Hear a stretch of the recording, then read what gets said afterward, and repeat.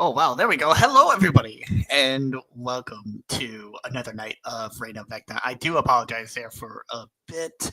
I am working on my laptop today. As you can see, I am in a new location right now here in New York for a family wedding. But that doesn't mean I'm going to miss our chaotic times in the world of Vecna. I hope you're all doing well. I'm your Dungeon Master Riku, and I'm excited to bring you tonight's feature presentation. So let's go around and just reintroduce everybody who is here tonight. So we will get started with Kel. Right when I put a chicken nugget in my mouth. Well, your camera is off, so I didn't know. I know, but you probably still would have done it anyway.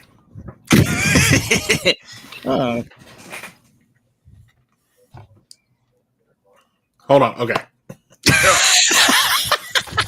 Sorry, not my fault you did that. Anyway, I am Kel, also known as the Celtic Wyvern King. Sadly, y'all don't get to see me because I still got to figure out if it's my USB ports or my camera that's being the issue. Hopefully, it's USB ports because it'll be somewhat of an easy fix for having a more tech-savvy brother in my house. And less costly. Mm-hmm. But I am playing Meek, the Reborn Goliath Redemption Paladin. And then, just in case my headset was weird, did you have a question tonight or no? No, not tonight. Just how you feeling? How are you excited? Oh, I'm ready to kick some butt and to see what kind of discussions is pretty much right between Meek and Tate. Or the way these two have interacted thus far. Yeah, I get that. Cool. All right, and speaking of, Goose, you're up next. Hey, everybody. I'm Goose. I am playing Tate, the rogue sorcerer. I'm just excited to see what other kind of craziness we run into and if we can get past doors tonight.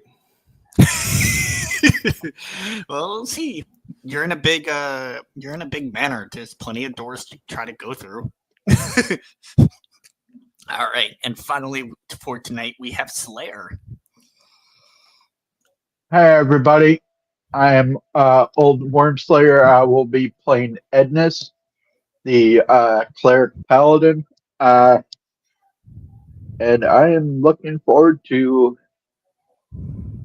seeing how we do once I remember what we were doing. That's fair. Well, why don't I give a little bit of a recap then? But first off, as you can see, we are down 2 players tonight. Damon's away on vacation, so unfortunately couldn't make it. And Nick had a couple other things that he needed to take care of last minute, so hope all is okay there as well. But we still have the 3 of you, which is perfect enough for me. We can still play. So, last time we were here, you all successfully escaped Mirabar.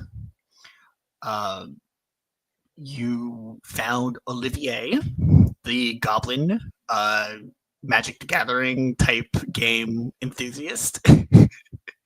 And by playing some games with him, he was willing to join your party and join you on this adventure.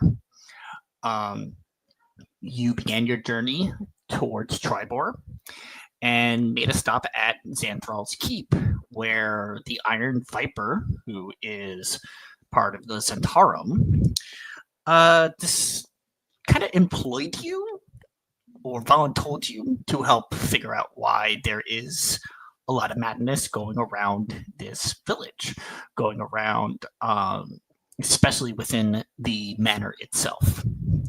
So you entered the manor to find the priest Gorna, who is a priestess of Sadam, where you all couldn't really figure out who Sadam was except for Zaspara, who explained that Sadam is the Slad Lord of Madness.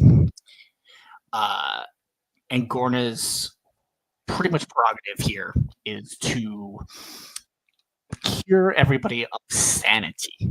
which makes things really, really interesting and throws things on your head, especially with some of the folks that you've met along the way so far, including um, a naked man who thinks he's a fire, a paranoid man who thinks he's building a machine that will cure everybody made out of pots and pans, and a sleep-deprived, obsessive mage that was cleaning a bedroom very, very meticulously.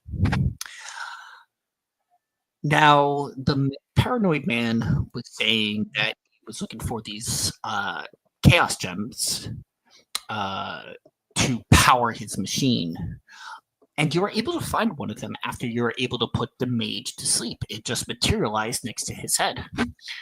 So maybe there's a key to finding those gems. So that is where we left off. You're in here trying to figure out what is causing all this madness. You were in the bedroom of like the barracks. There's no really... that room is a bit of dead end. So going back into the kitchen, like I said, you have the door behind the fort of pots and pans that is locked by an arcane lock. You can go back down the hallway and go to the other side of the house. There is still a second floor. There is also, I forgot to mention last time, a door on the southern side of the room that looks like it leads into another room. So, oh, and you still have the naked fire guy running around harassing you this whole time. So that brings us to now. What are you all up to? What do you all want to do?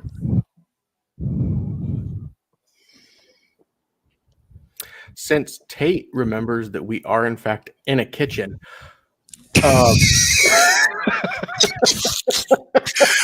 Look, there's only so many times I can give a hint before I just have to say it. So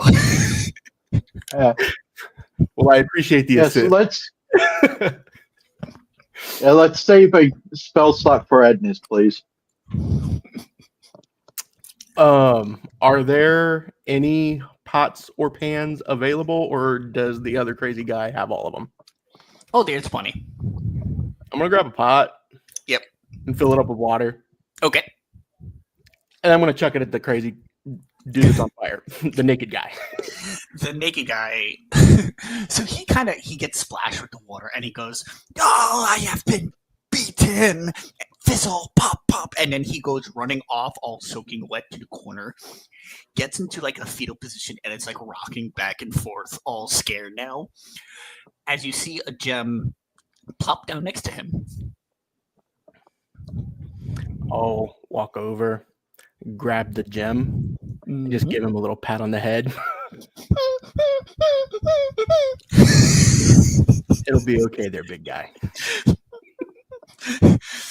But yeah, you now have 2 of those gems, and you need 3.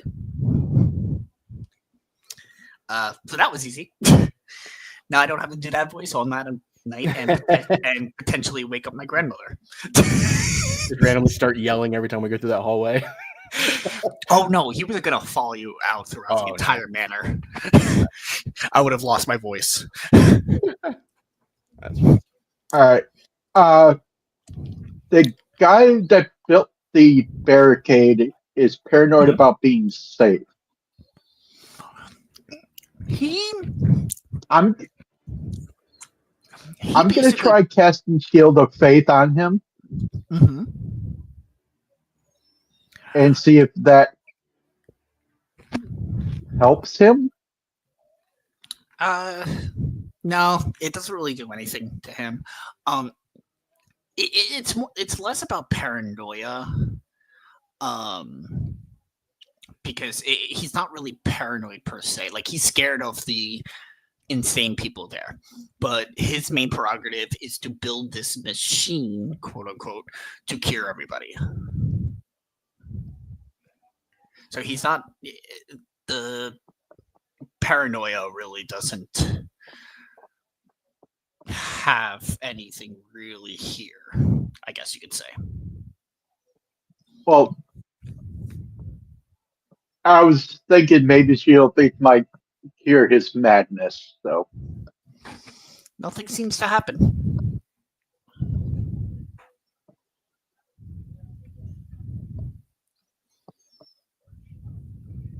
Well, I tried, and that's what matters. Yes, yes, it does. So, Uh, what else would you like to do? There's plenty of other places you can go. Maybe try to find other people or other doors. So you said off the kitchen, there's the one door that's locked, and then Yes. there's another door on the other side of the room that goes off Yes. into another room. Yes. I'm gonna go to the open one. Yeah. So that door is unlocked. So you're easily able to open it and walk in, and you walk into what appears to be a dining room, a large circular table in the center with 6 seats around it, six place settings. And at one of the chairs is a man who appears to be reading a book.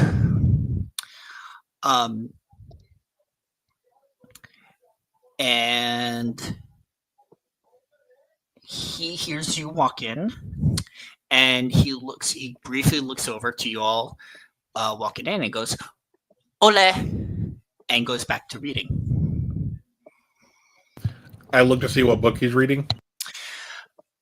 The book he is reading, give me 1 second. The book he's reading is a book called We Few. It's a pretty dry history book, but what's particular is that it's upside down in his hands. Hey, me. I dare you to go knock that book out of his hands. No, not again. Look at Tay and go, 1, fuck you. And then 2, I'm going to walk up. I'm not going to knock the book out of his hand, but I'm going to turn it upright in his hands. Like, I'm going to take it out of his hand, flip it where it should be, and then put it back in his hand. You do so, and you put it back, and he like kind of looks confusedly at the book and is like moving it around until he eventually flips it back around and goes, "Oh," and continues reading with it upside down.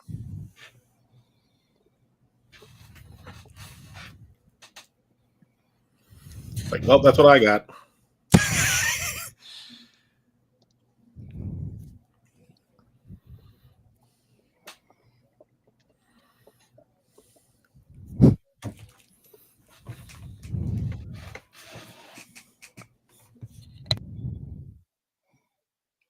So anything else here, or Is what else? Like, can I just take a quick scan of the room? Is it just him at the table? Yep, it's just him at the table. No food or anything around. It's just the place settings are still there, but it's really him alone in this room, reading a book upside down.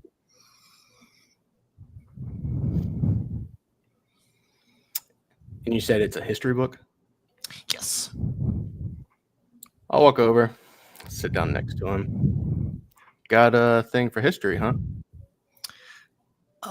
He looks at you, and gives you kind of a confused look when you talk to him, and he says to you, "Tao and Gualao no era oyo Guinness.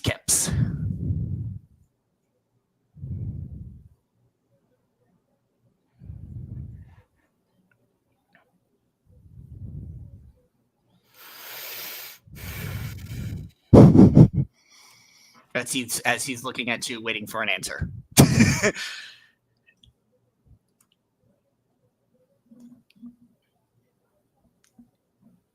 I don't think he speaks common. No, I think he.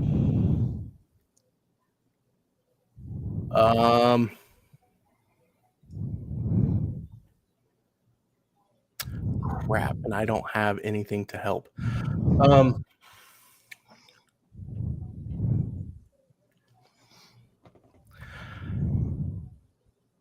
I think everything is backwards for this guy. I think he's talking backwards, and I think he's reading backwards.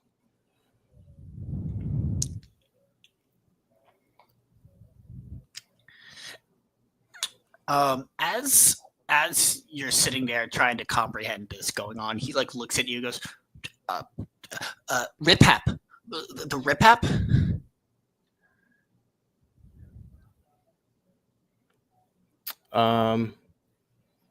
Yeah. I use my finger. I don't even have a pen. Does anybody have a pen? Let me check my equipment just for shits and giggles.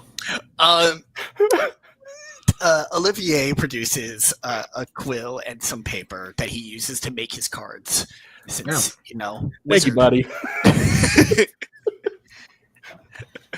So I'll hand it over to the backwards guy. Awesome. And he begins writing down. And I'm going to post this in our StreamYard chat so you could see exactly what he wrote down. Beautiful. And because I am terrible at speaking this, I'm going to let y'all do it. So good luck. But yeah, this is what he writes to you. Every day I stole full dab. Snit, I guess. Not ever the globe. Some of the words are like, what the hell? M-Dab, Amrock, I've said lots of bad things that have brought me bad karma. Speaking backwards is the only way to take back these words and redeem my karma. Or washing my mouth out with soap, but I have no soap. God, that hurt. Well, I think I was reading it as it was done out first, and then I was going to do it afterwards. I figured I'd make it more fun being like trying to read it as it was written. Oh, I didn't mean to take that away from you. I'm sorry. Oh, you're good. You're good. I just figured, like, Meek's got 8 intelligence. This fits for him. Yeah. That's on bad. Edness goes into the kitchen and looks for soap. You don't find any soap in the kitchen, but you know where there is soap is. As you hear, I'll go to the bathroom. No, not quite. Oh, I'll go to the wizard's room and grab some soap. Yeah, you see his cleaning supplies, and you do see a bar of soap within it. And then Edness will come back and hand the guy some soap and say there's a sink in the kitchen. Before you even finish talking, he yanks the soap out of your hand, shoves it in his mouth, and begins trying to scrub his mouth out. And with all these bubbles forming and such, he goes, "Oh, Retor. It's like Super Troopers. We're like, give me the goddamn soap. Yep. I'm going to grab my water skin and hand it to him. He drinks some of it and just gets a big spit of it on the ground as he goes, thanks, much better. And he goes and he turns the book back over correctly and goes back to reading. And after a little bit, you hear a clang on the ground. I look down at the ground. And you see a green gem. Did the gem come out backwards? No, it just appeared. I'm gonna look at him. Were you actually reading backwards? Oh yeah. Until I washed my mouth out, I was able to read the entire thing backwards. That's very interesting. Yeah, it was, but it made communicating hard. I'll say that. As he points to the note that he wrote for y'all. Well, I'm glad we could help you out, man. I appreciate it. Oh, name's so cool. You said, "Oh, cool." Oh, cool.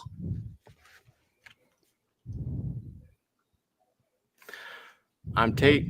That's Edness, and that's Meek. Pleasure to meet you all. What brings you all here? What was the original reason we came here? You're trying to find a cure for the madness. Oh, And we're trying to- possibly make some money from it. emphasis on the money. Got it. We're actually trying to find a cure for the madness, but I don't think washing everybody's mouth out with soap is going to fix it.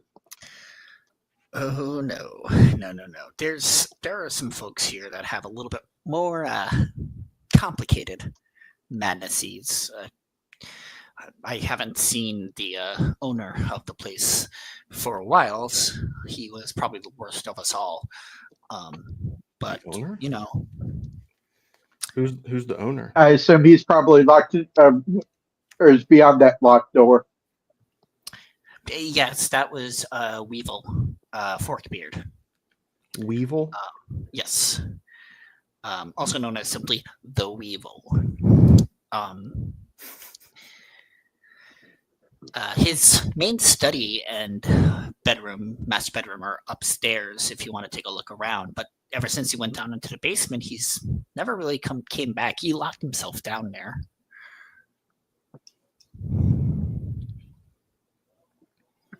I'm guessing he's pretty proficient with magic. Possibly. More so, probably just manipulated the madness magic around here to do his bidding, possibly. I don't know. It's odd, I haven't really seen him do magic prior. He already went mad by the time I saw him, when I first met him.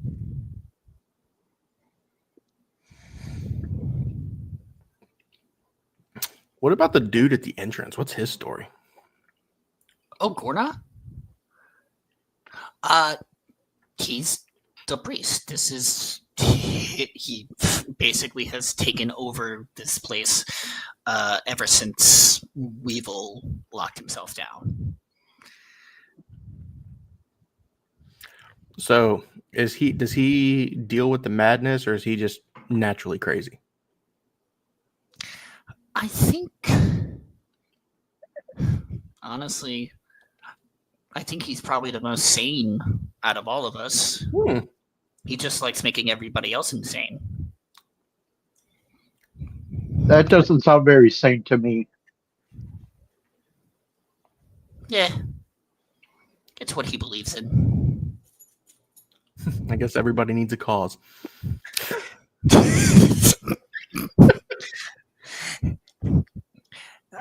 Now, Like yours is money? I mean, I just would like to retire someday. I don't want to do this forever. And I figure if I'm doing it for me, may as well help my friends out too. Wait, am I your friend now? We're getting there. Okay. Well, I appreciate y'all's help, but I would like to get back to my book, please. Okay. I'm going to reach sure. over. I'm going to reach over like behind his ear, and I'm going to palm a gold coin and bring it out and then just hand it to him. Ooh, thank you. As he puts it into his pocket and goes, "You guys are all right. I think you'll like it here." And By he the goes way, back- which direction is the owner's bedroom and study? Oh.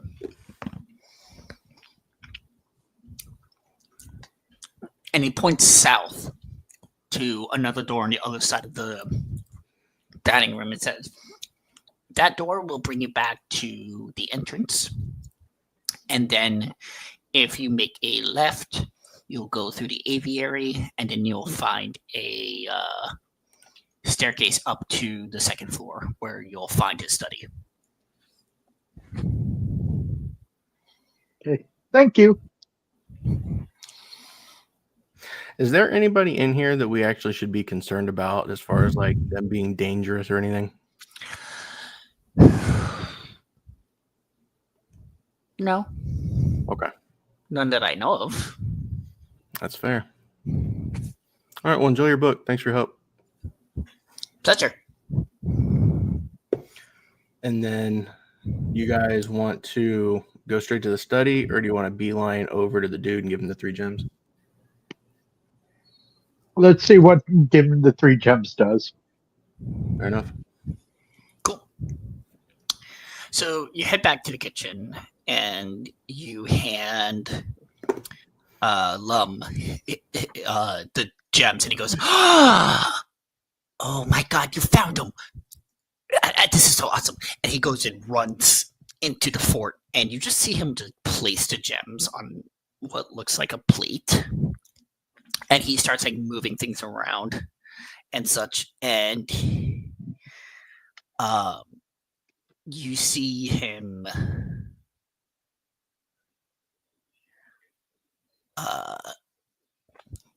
shout, "Take that, Saddam!" as he pulls a corn cob as a lever, as the fork kind of shakes from the movement of all the pans. But beyond that, you hear the door click behind him.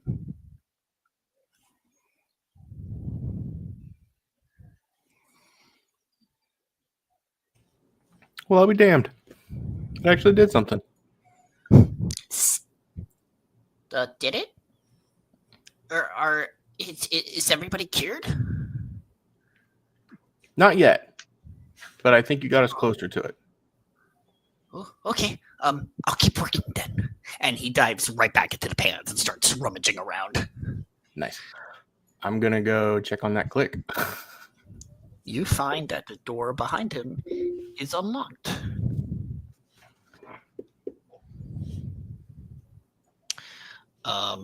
As you walk in there, you find that it is a storage room. You see things like crates of potatoes, sacks of flour, casks of ale, basically a pretty well-stocked pantry. Lots of different goods and chests and such in there.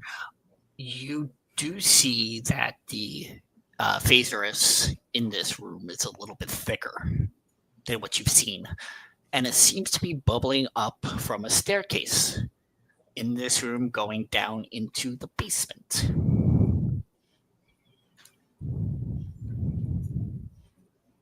I recommend we explore further, like upstairs, before we go down.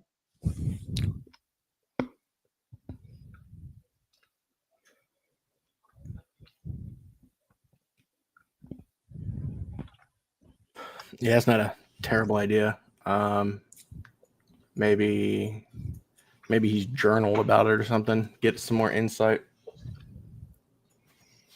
Yes. Yeah, let's do that. Okay. So where are y'all headed? To his study. Okay. So you walk out, basically backtrack to the front, to the main hallway, back up the where you were told to go. Before you make it to the stairs going upstairs, you pass through what looks like an aviary. You see that there are 2 rows of long shelves, and they're all holding these mesh cages, as well as chests of drawers.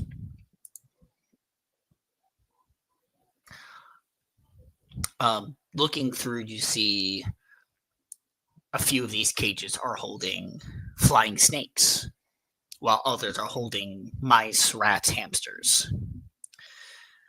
One of the cages is empty and seemingly broken. And on the other side of the room, you see the stairs heading upstairs.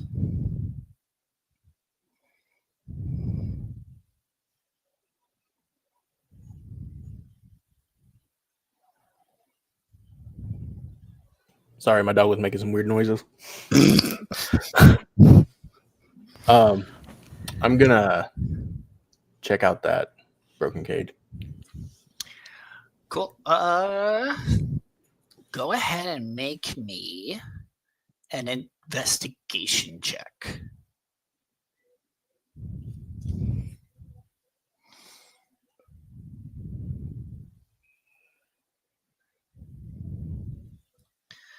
$11.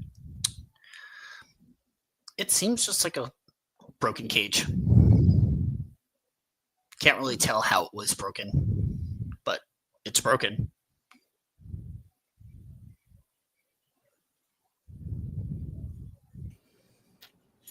Does it seem weird that this cage is broken compared to all the rest of them to you guys?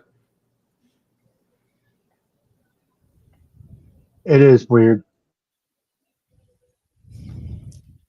Why don't you come over here and take a look at it? Sometimes a second pair of eyes can make things a little bit better. Nope.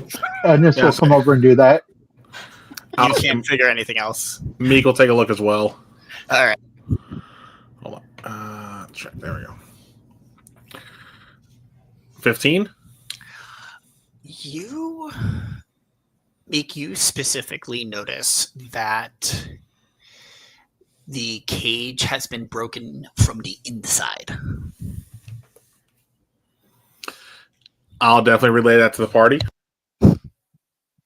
So something broke out.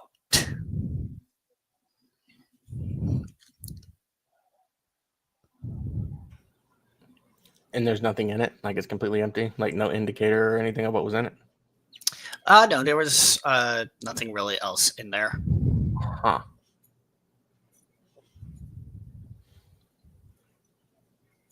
How big are the cages?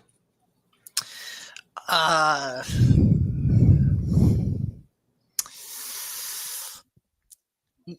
would say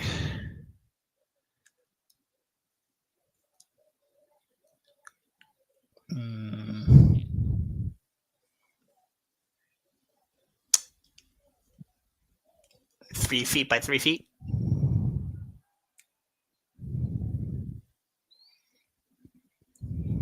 Each of them hold maybe 3 or 4 flying snakes in each.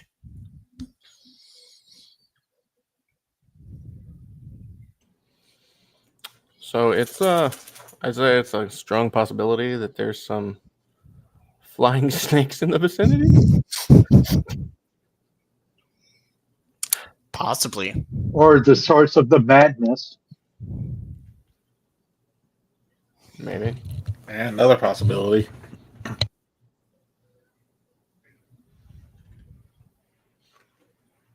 All right. Anything else in this room? You said it was just the cages and some chest of drawers? Yes.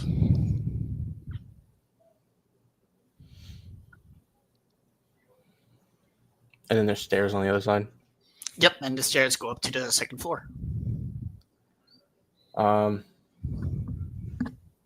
take a quick, just a quick lap and kind of pull out some drawers, kind of rifle through them real quick, see what's what, see if there's anything that just catches my eye real fast. Yeah, you could definitely do that. You find a quill, some paper, a jar. Oh, that's very good. I got it. You find a jar of rare ink. The paper is kind of cut into small strips. And if you look at any of these strips, a few of them are pretty covered in what looks like gibberish to you. Things such as skittle up scat or did Geyer and Gimble in the Wabe? Things like that. Things that are unknown to you. It seemed just like gibberish, not like the other guy that was writing backwards. Just yeah.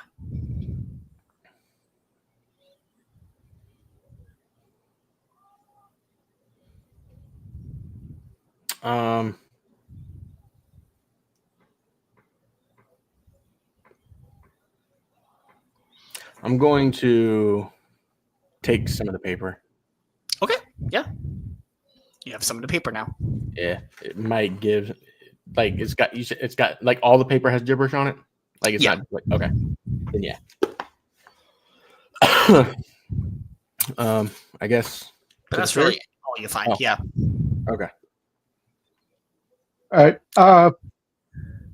Just on the off chance, I will scan the room with. Or I'll go to like the center room and use divine sense. Nothing's really popping out for you. Okay.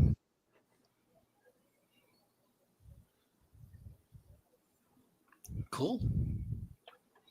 Anything you else want to do before you move on? Nothing for me. Mm-mm. Cool. So I'm assuming you're all gonna head upstairs. Yep. All right. So you head upstairs, and you basically walk through this hallway. At one end of the hallway, there is a closed door, and like on like the left side of the hallway, and then at the very end of the hallway is another closed door.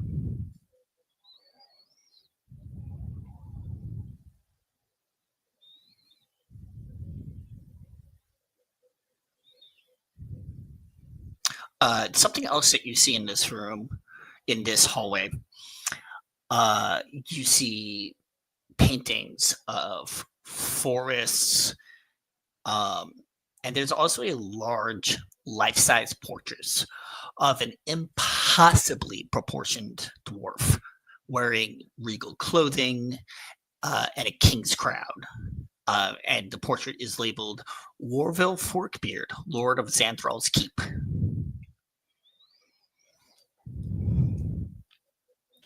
What was the name? Warville Forkbeard.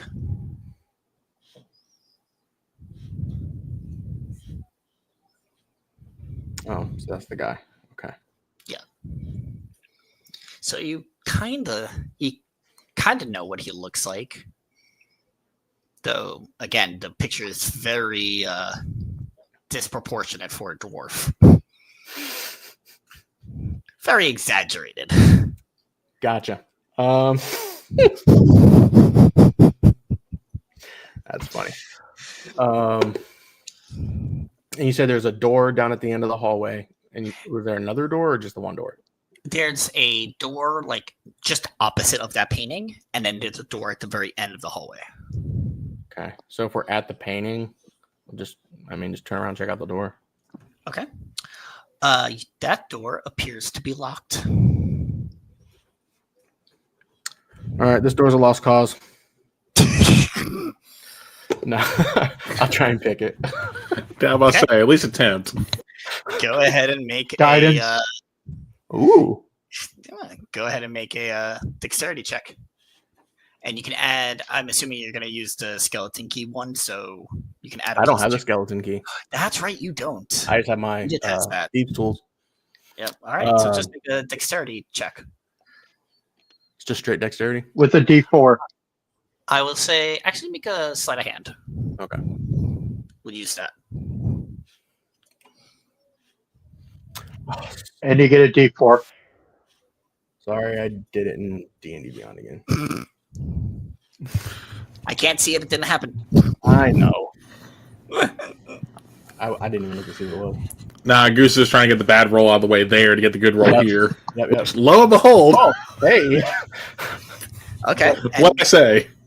And you also have the D4 for guidance. Yeah, let's do that just for shiggles. Yeah. 22. 22. The door does not budge. Fuck these doors. I hate this place. Hey, Meek. You want to try kicking it?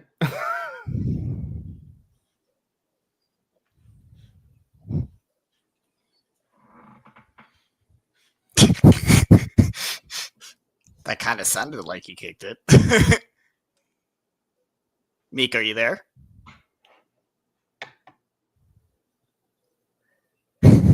Sorry, what was that? Do you want to try kicking in the door? Sure. All right, make a strength check. You know, strength is not my best thing. I mean, you want to yell at him? Good luck. You barely make a dent into the door.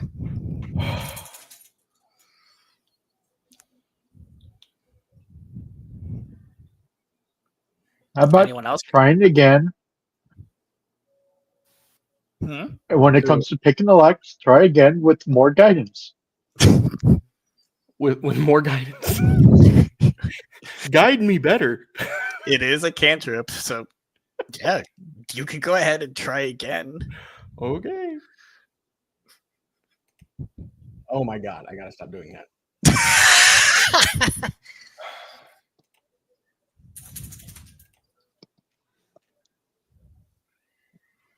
Yeah, even with guidance. That's not going to do it. Oh god. You see Olivier kind of walk up to the door and goes, huh, this seems like the same magic that was locking the door downstairs.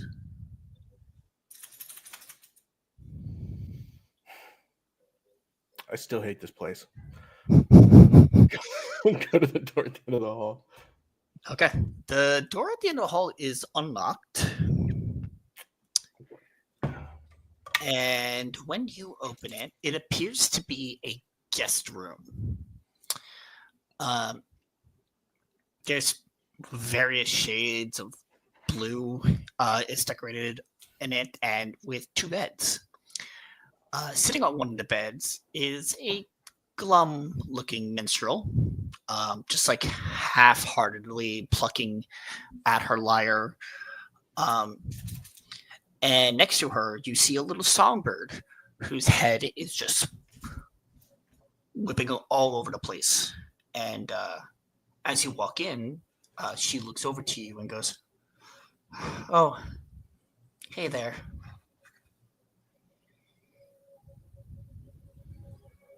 So what's wrong with the songbird?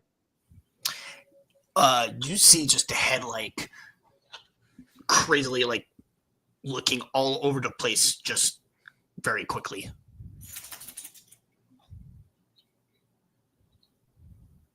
Oh, like the bird's scared of something.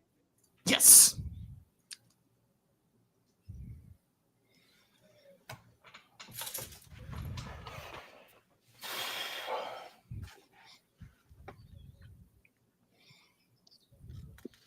What's wrong with your little friend? It appears that my little friend is seems to be paranoid about something. He refuses to sing or eat, and it's making me a little worried.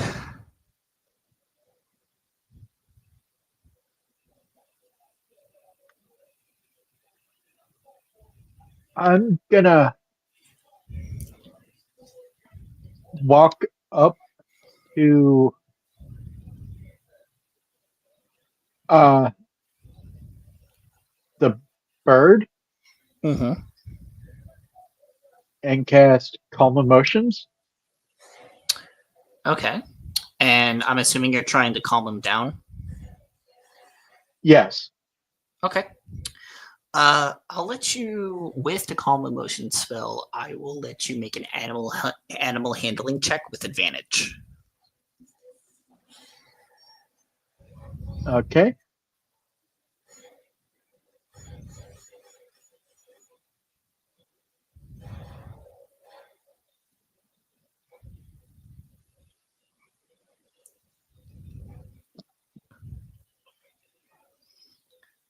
Okay. 16. Yeah, you see the bird head as you like are trying to soothe it with your magic and your words. It begin to stop moving around so erratically, gives a few little chirps, and you see it as it looks down at its food. very inquisitively.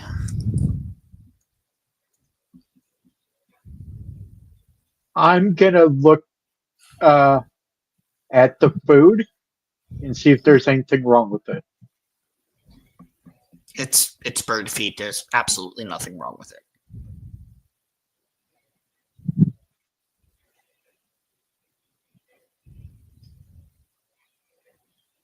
And I'll go. And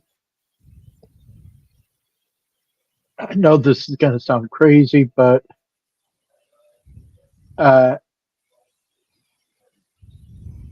Edna's will grab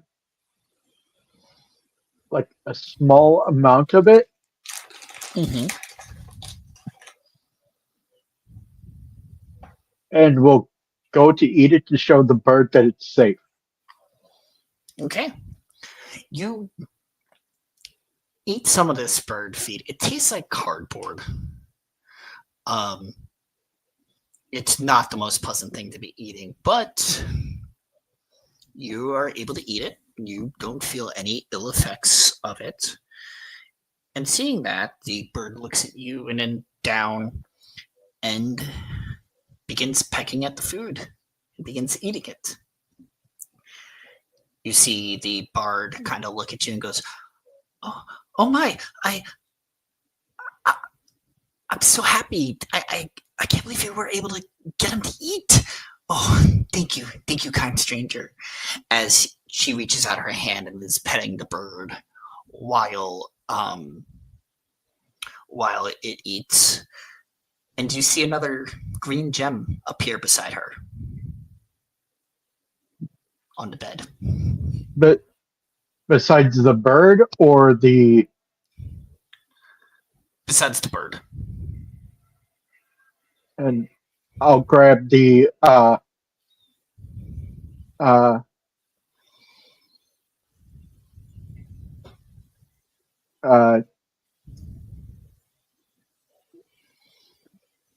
gem.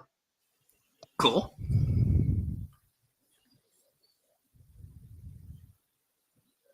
Cool. Yeah. Now you have another one of those gems.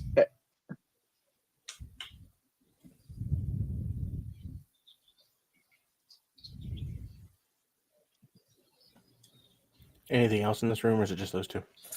It's just those two. It's your standard, like, guest bedroom. Nothing exciting. Okay. It's also a dead end. Fair enough. Hey, Edness. I have an idea. And we know that every What's time up? I've said that, it has turned out great. Mm-hmm. You keep telling yourself that, but anyway, They might not be great ideas, but none of them have failed.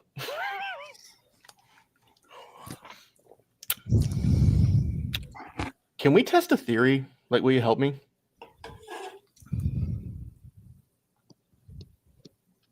I guess what's the theory?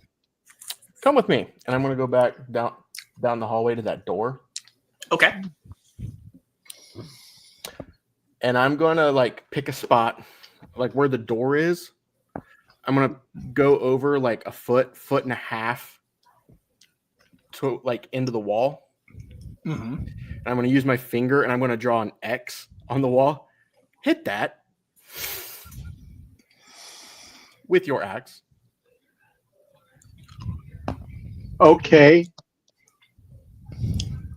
I will humor you in this, and I'll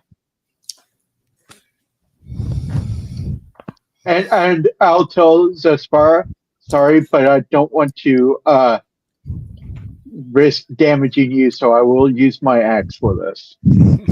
Okay.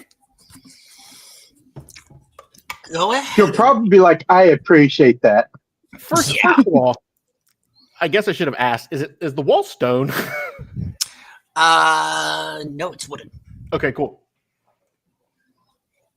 Go ahead and make me a strength check. Oh. Sorry, I just did the attack instead. Oh, that's fine. Oh, yeah, that's fine. You see the wood begin to break. It's still like no hole yet, but you can see it breaking. Fuck that door. Break that wall. You're just gonna bust your way in. All right. Fuck the puzzle. I'm breaking my way in. True. You know, we could just try giving Machine Guy this gem and see if it will finish the lock. I think his whole thing was just for that one door to get us into the base, to get us down into where the phaser Yeah. is. But we tried it with 3 gems, not 4. The guy downstairs wasn't even concerned with the door. He does not think his thing has anything to do with the door. It just But it did unlock one of them.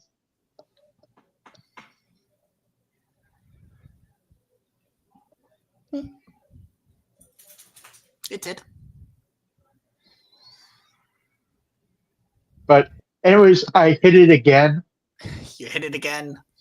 A couple more chunks come off of it. Nothing really too much. It's probably gonna take you a while to bust your way through here, as you're making a lot of noise as you do so.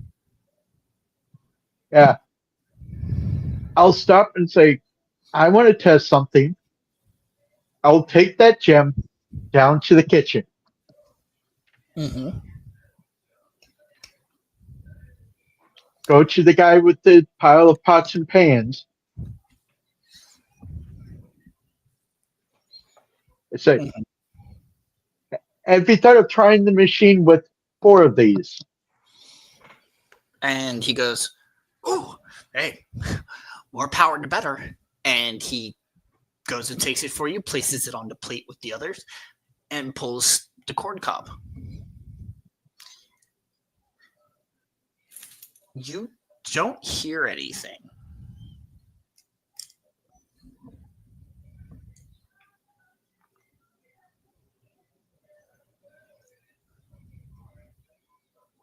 Okay. It was a thought. And then, Well, thanks for the gem. all right.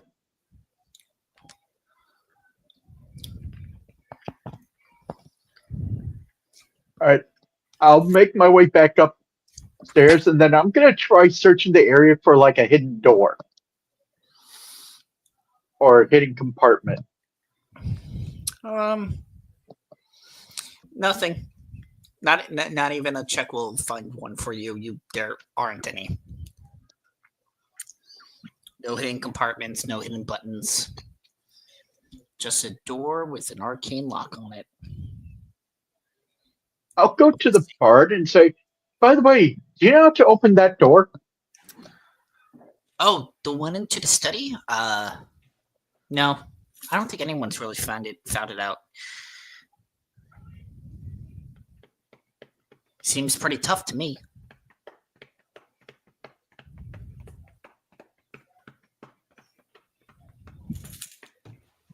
Somebody's packing a pack of cigarettes.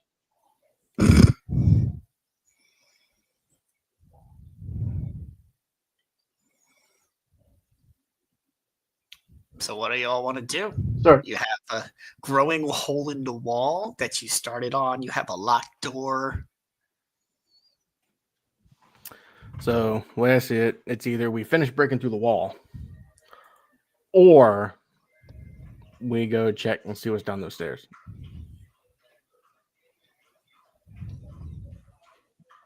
Let's see what's down those stairs. Because something tells me the solution to the puzzle is down there. So you're headed back to the basement door? Yeah, Yep. The one that opened up when we gave him the gems. Cool. So you head on back downstairs, and you head over to him. Lum is still rummaging through the pants and stuff, and you go over to the door, and it's locked again. Can you pull your little switch again for me?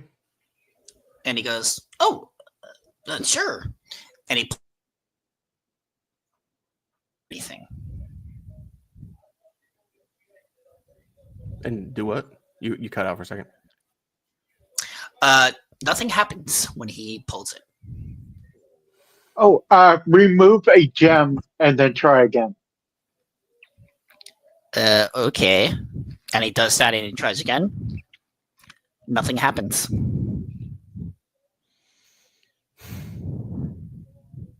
I will look to Olivier and go, is it magically locked this time? He takes a look at it and goes, yeah, the same lock that was on it before.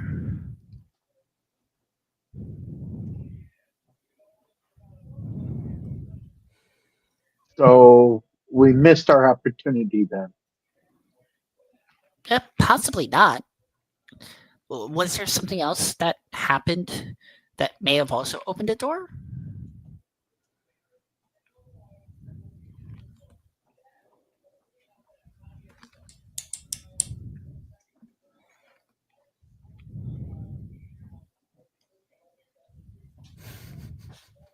I'll turn to Paranoid Guy and say, can I see the gems?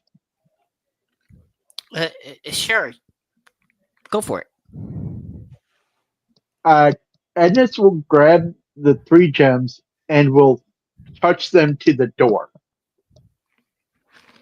Nothing seems to happen. You don't feel any sort of magic coming from him. You don't hear anything happening.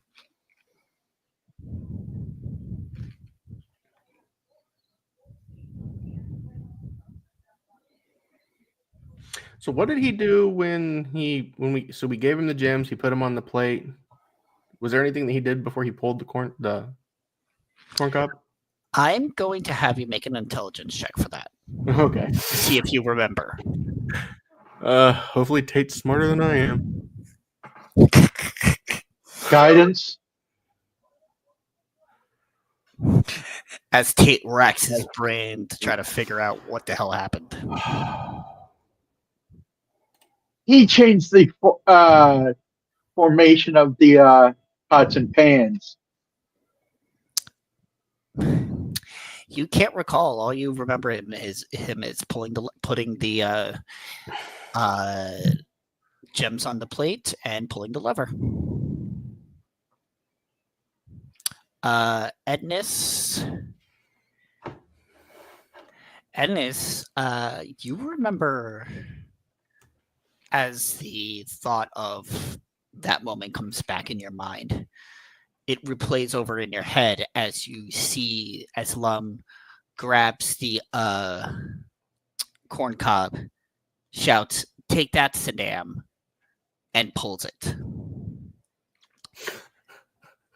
You could have sworn you heard it unlock as he was pulling the corn cob, not necessarily when he finished pulling the corn cob. Okay. Crazy idea. I'm going to go up to the study door. Okay. And say, take that, Saddam. Nothing happens. I'll go back down. Try it at the locked door downstairs. That one unlocks.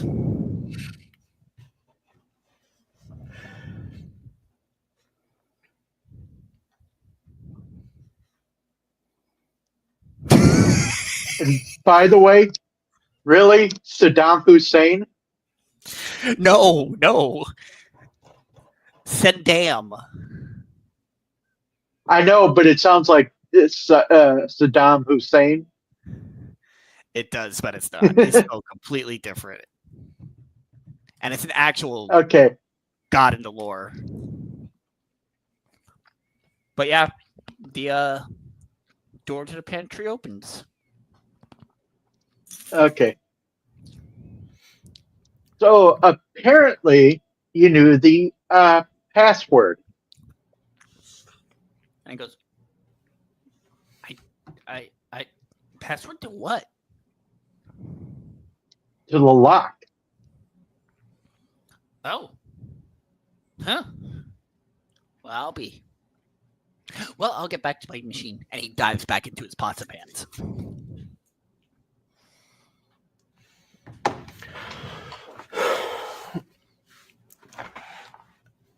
Tate is going to walk over, aggressively push the door open, and walk downstairs. Okay, y'all are walking down the stairs. Yes. Cool. Kel, are you back yet? Just to make sure.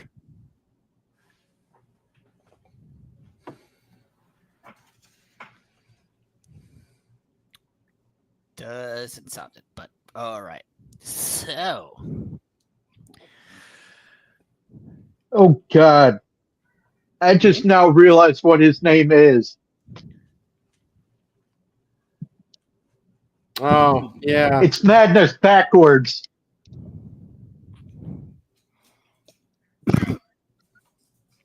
duh.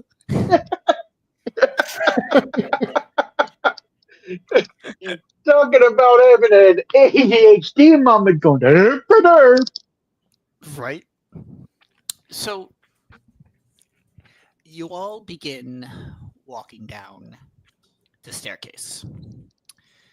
The staircase leads down into what feels like deepening and deepening darkness. You continue to descend for what feels like 10 minutes, much longer than you thought that this basement was. The purple twinkling of fierceness flashing around you like constellations almost. After what feels like an eternity, the staircase ends. At the foot of the threshold, at the foot of the staircase is a quivering threshold extending indefinitely in all directions, sharply delineating your own madness from what lies before you. You know with obsessive, unrelenting certainty that beyond this threshold lies fates worse than death. To move beyond it risks drowning in a tidal pool of your own madness. What would you like? YOLO.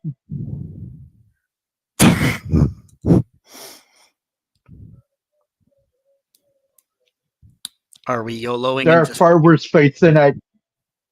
Yeah. Agnes is like, there's far worse fates than what could happen to me here. Great, you can go first. All right. Oh, Agnes is going first. All right. This is how it ends. Edna steps on through. And you kind of see beyond this veil him standing on the other side, seemingly unharmed.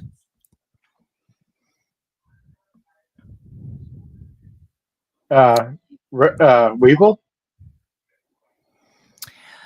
You find yourself, Ednis, as you pass this threshold,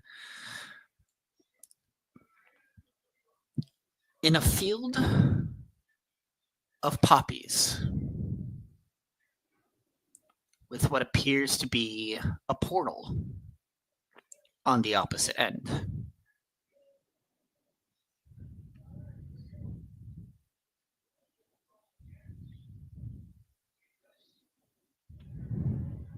I'm going to reach back and try to grab Tate.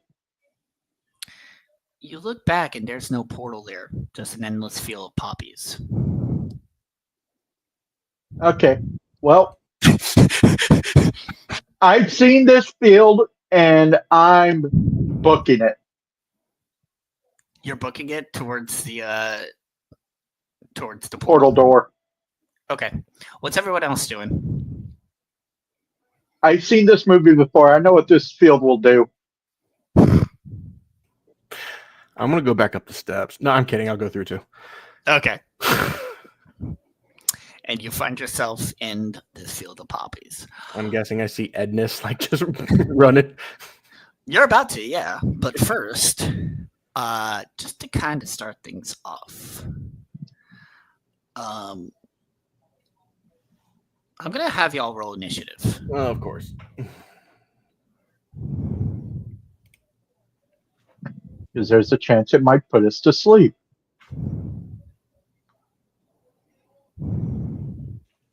This was kind of why I was hoping that there were going to be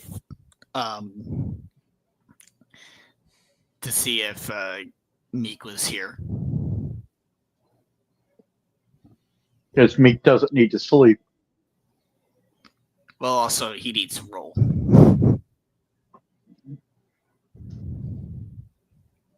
Oh, he said he's back. I say, what do I need to roll? Initiative. Oh, my bad. That was time for me to have to go use the bathroom. We went through a portal that we found in the basement, and now we're in a poppy field. Yeah. Let me give you the full description of this. Specifically, the field from The Wizard of Oz. You find yourself in an infinite field of poppies, and the grass looks so comfortable. You find it rather hard to keep your eyes open.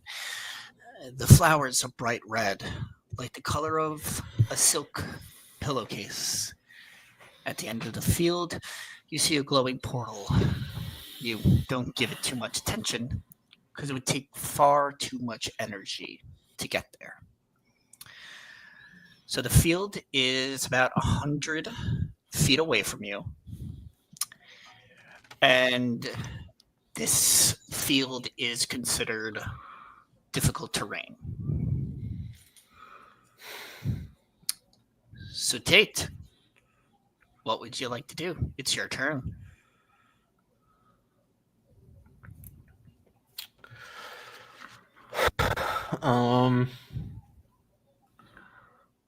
So I'm just feeling lethargic, more or less. You're feeling tired. You're feeling like this field of poppies looks like the best bed you have had so far on your adventure right now.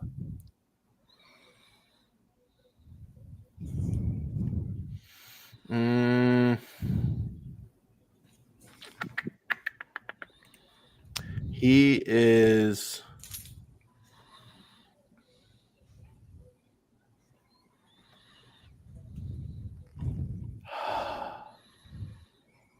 He's going to smack himself in the face and try and push through it. Okay. I'm assuming you're going to use like double movement. Yeah. Like dash. Okay. So you make it, because it is difficult terrain, you're going to make it about 30 feet there. Yeah. And it's like 100 feet to the portal? Yeah. Okay. Edness, it's your turn. Edness will dash. All right. You make it 25 feet. Olivier follows behind you all, making it another 30 feet as well, 25 feet as well. I believe. I think it's only 20. He only has 25 feet of movement too. Meek, what would you like to do? He says it's just us in the field of poppy, right? Yeah. I'm going to just try and move as far as I can, so I'll just move up. I'm not going to dash. Actually, yeah, might as well dash. So we'll move 60 feet. So 30 feet because yeah. Difficult terrain. Yep. Cool. Let me do something real quick. Is this where the flying monkeys come in? Not quite. That was the snakes.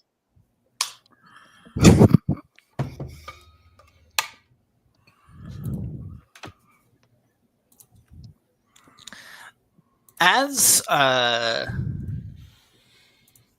yeah. As you begin to make your way through these poppies, you all begin to feel slower and tired, and eventually you see Olivier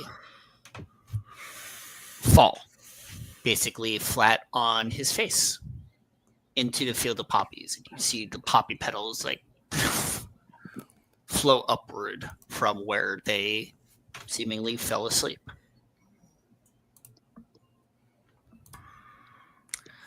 Tate, it's your turn.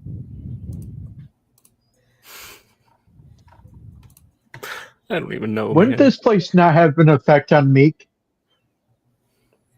No, I mean he's immune to magical sleep.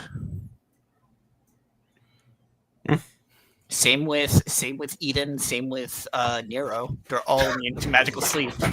Yep, everybody's fine but us. Oh, great. That Well, means that's I'm dragged fine all because out. I have a lot of hit points. But yeah, Tate. You see Olivier fall into the poppies right next to you.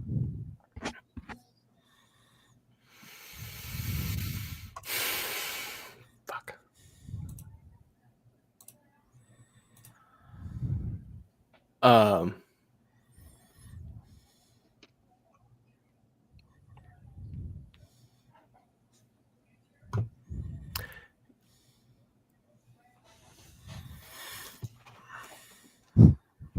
I mean, I'm part of the reason he's in this mess too, so I'll try and pick him up and I'll try and carry him. His body's not there. Huh? Yeah, I say nani. his body's gone. Huh.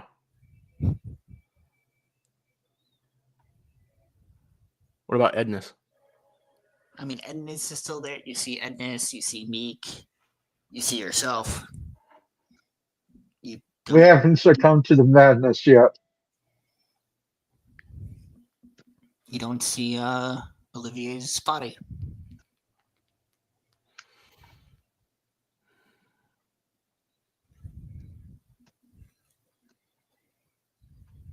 Then yeah, I'm just gonna book it. All right, you make it another 30 feet.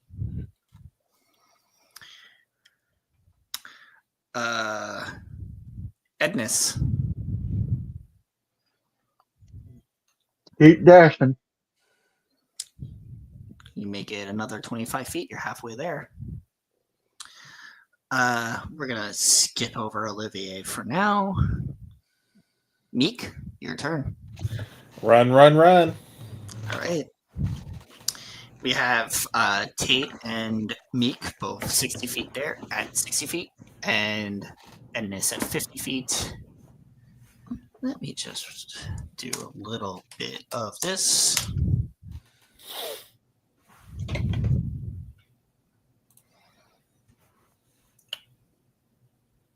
And as you continue to run, Tate, you find yourself very, very tired. As you just feel like, this isn't worth it. And decide to take a nap in the poppies and fall asleep.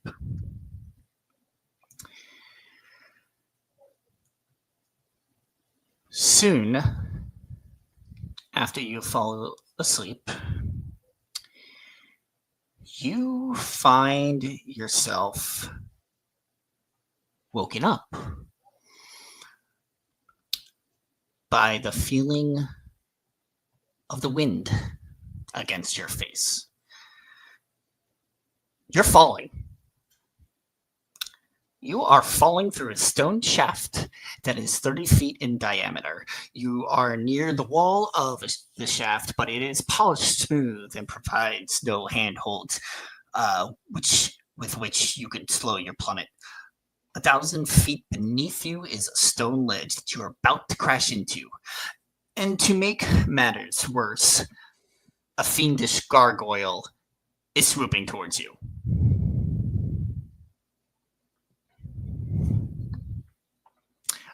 You also see Olivier below you, also falling.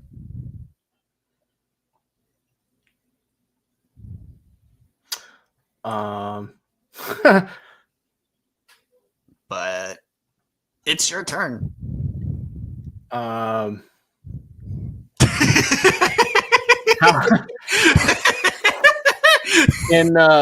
I see the bottom? You see 1,000 feet below you is what looks like a ledge. Okay. So like you can you're coming up quick to this ledge, but there's still looks like there's more shaft beyond that ledge.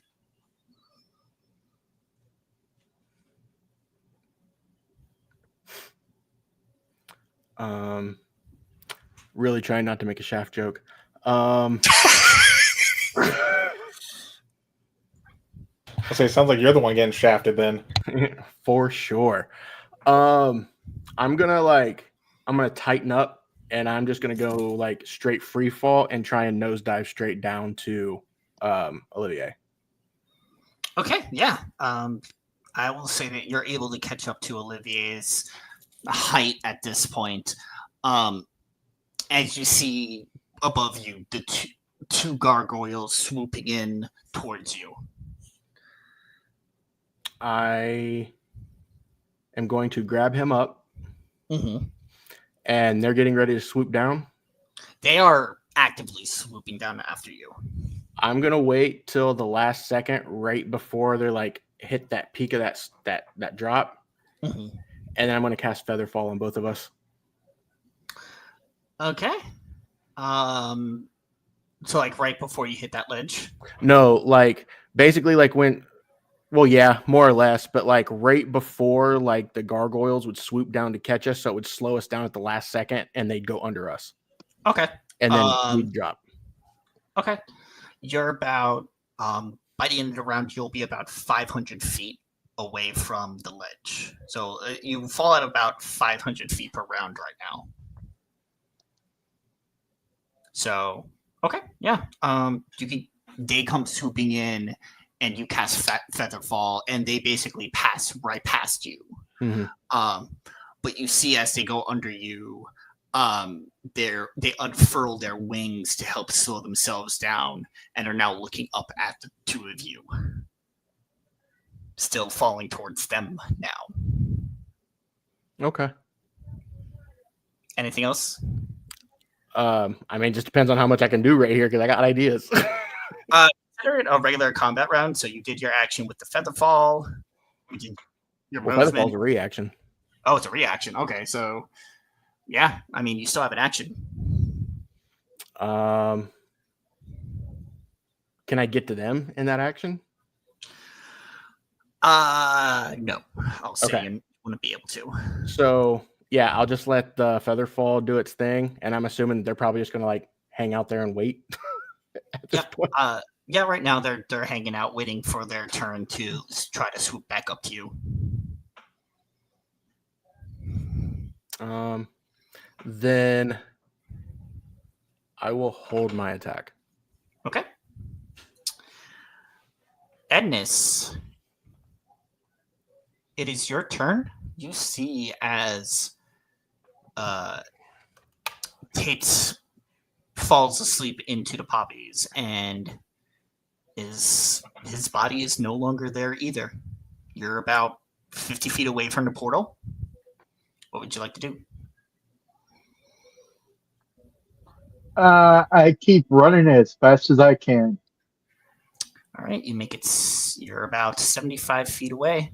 So I mean, there. So you are 25 feet away from the portal.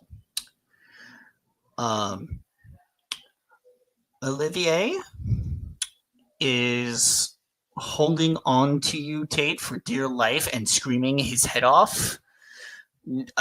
Eyes closed, like scared shitless right now.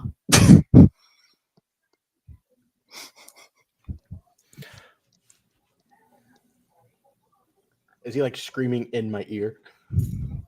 I don't know how you're holding him. I would have like kind of like full like just center mass, like just grabbed him like around the chest and like holding him. He's probably screaming into your chest. Nice. Okay. Cool. Meek, you're about 40 feet away from the portal.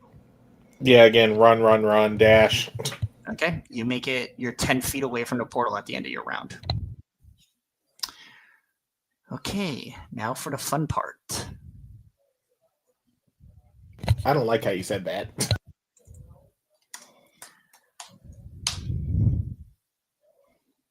I get to roll. That's the fun part. Yeah. Agnes, you feel you're able to shrug off the tiredness of the situation, and you're just feeling very lethargic, but you're still able to keep your own. Meek, you're not feeling anything. You feel fine. You're wondering, what is this tired thing everyone's talking about? Thank goodness I made sure my character was a tank with when it comes to hit points. Yeah. This would not have been fun for you. One of the actually both the gargoyles are gonna go ahead and try to swoop back up towards Tate and Olivier, and are gonna try to claw at you, Tate.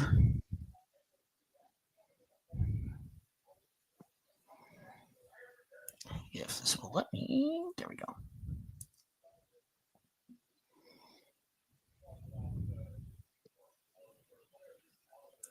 I'm assuming a 21 hits you. Yes. Tate is AFK. Oh, I'll take care of it.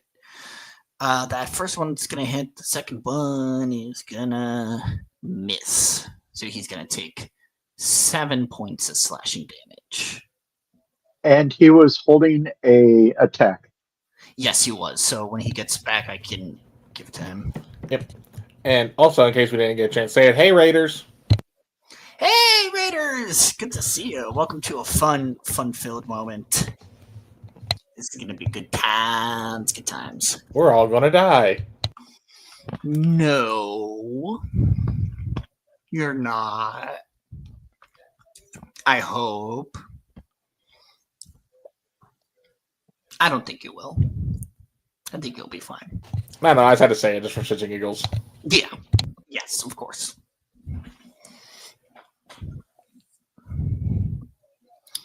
But yeah, we're just waiting for one of our players to get back because he needs to do something.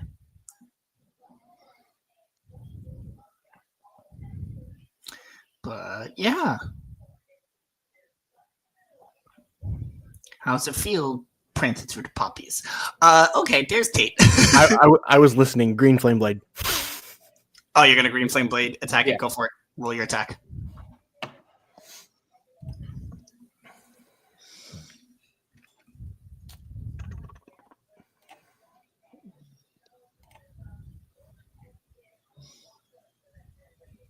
Does a 16 hit?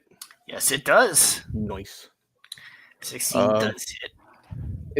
Are they, how far apart are the two away from each other? The gargoyles? They're close by because they're both gonna try to hit you. So it's like they're maybe like at most 10 feet apart. But more than 5? No, I would say actually they're probably right next to each other. Okay. Then No sneak attack for you. no. But the first one takes 8 fire damage and the second one takes 1. Cool. That does some decent damage to the first one because it also includes the attack from your regular rapier attack. Right. So that's 24 to the first one and 1 Yes. to the second. Wait, 24? 16 plus 8. No, 16 is your attack. 10 was your damage. 18.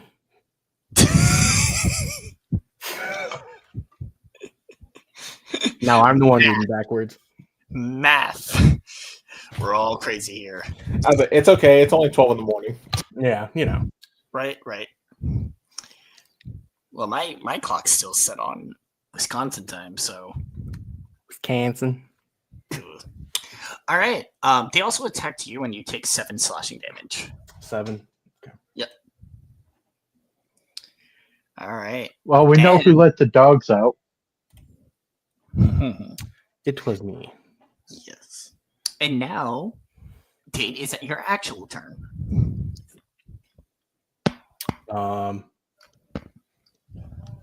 Well, since we're here, Green Flame Blade. Okay, go for it.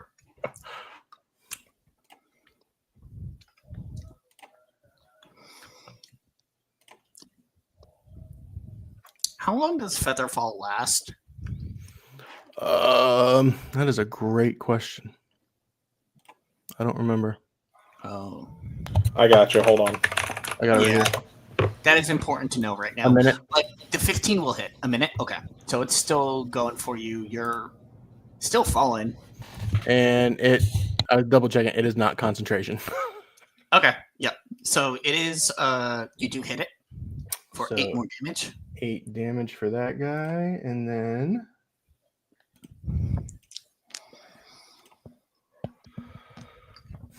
another 8. So 16 on that one. And then another 2 on the other one. Cool. Bam, bam. Good hit.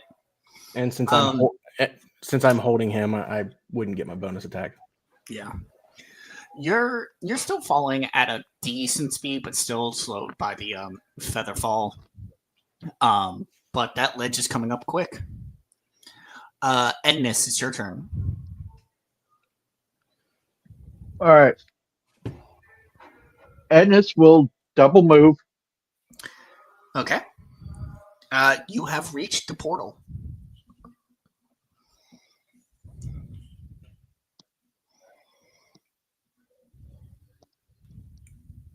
What do you do? I will go through. All right. When you touch the portal, you find that you and Meek are transported through it. For Olivier and Tate, you find yourself, for some reason, that featherfall suddenly stops and the gargoyles fly away as you fall and hit the ledge.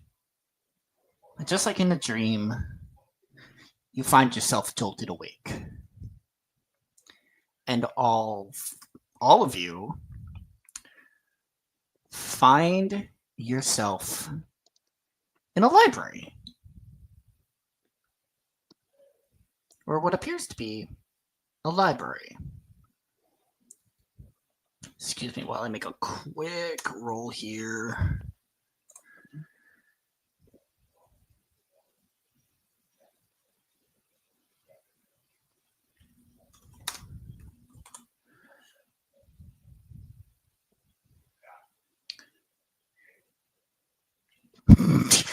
Can't do that.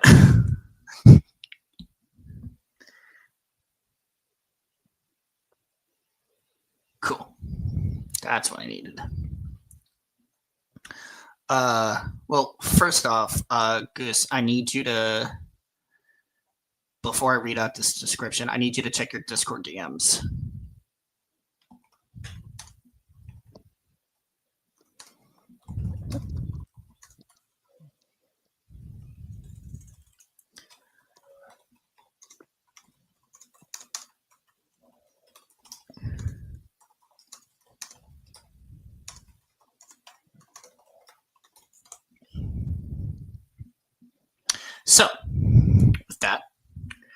You find yourself in a densely furnished library.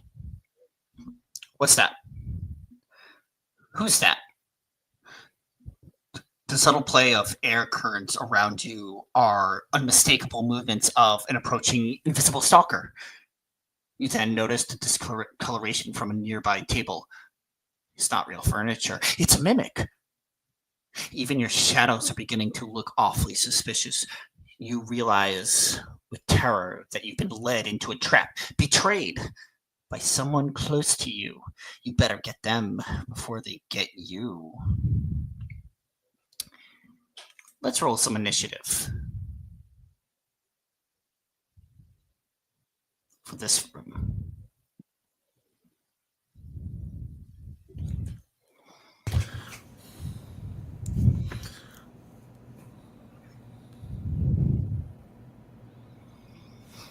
As you all look around the room, scared of what might be in here.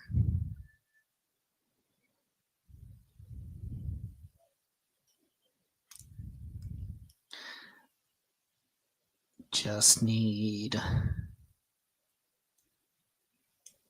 one more initiative from Ednis.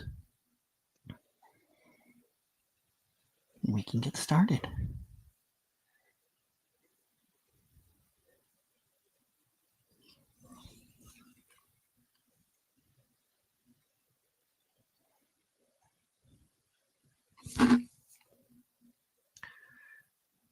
All right. Tate, you find yourself in this room. What do you do?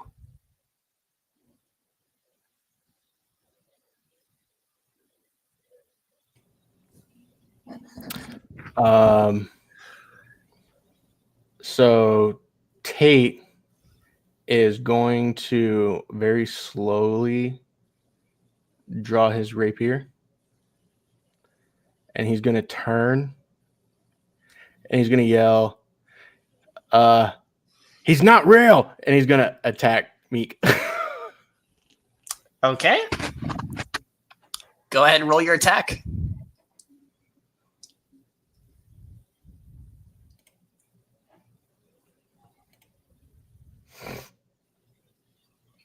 $23. 23 is gonna hit Meek for 12 damage. Well, I'm by myself. Are we all like next to each other? No, you're spread out at least. You're spread out enough. Well, that sucks for him.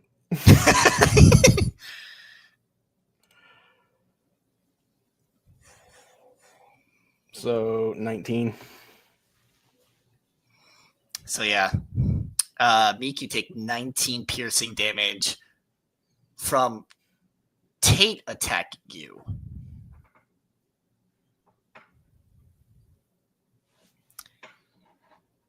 Ednis, it's your turn.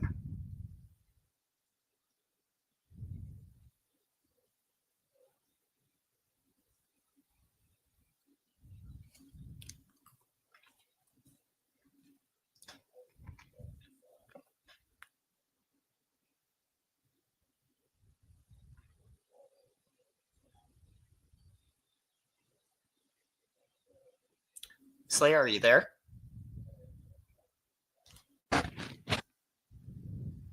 Sorry, I forgot I was muted. No worries. Yeah, it is your turn.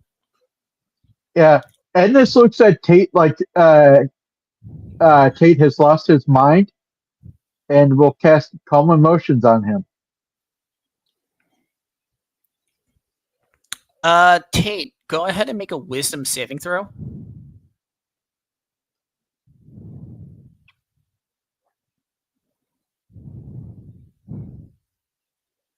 You're muted. I was about to roll in D&D Beyond again. Yeah. Where's saving throws?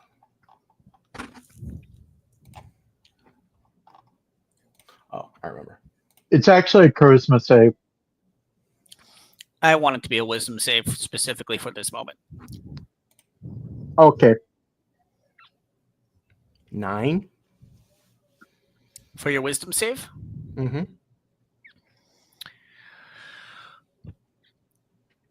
You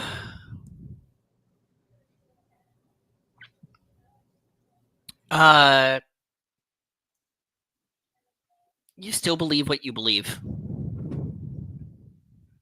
I'll put it that way. And this, you feel like your emotions, your spell is kind of, his emotions might be a bit too strong right now. Would I feel the spell at all? Yeah.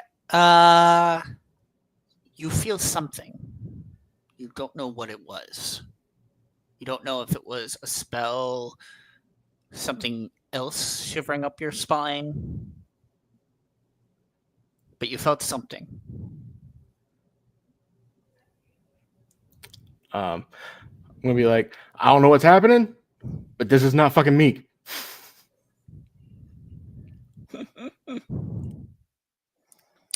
Edness, is there anything else you wanted to do on your turn? Do I see anything else around us? What are you looking for? Well, is there actually enemies around us, or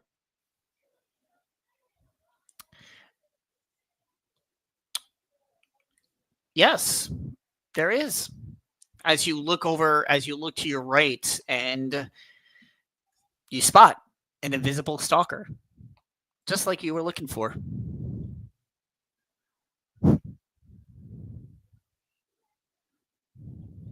I'm gonna stab the invisible stalker? You already used to calm emotions, and that's a action, right? Oh, good point. Yeah. Then I'll approach the invisible stalker. Okay. Yep, you're standing in front of the invisible stalker now. Confused that I can see it, though. I mean, you were looking for it, and you found it. Meek, it's your turn.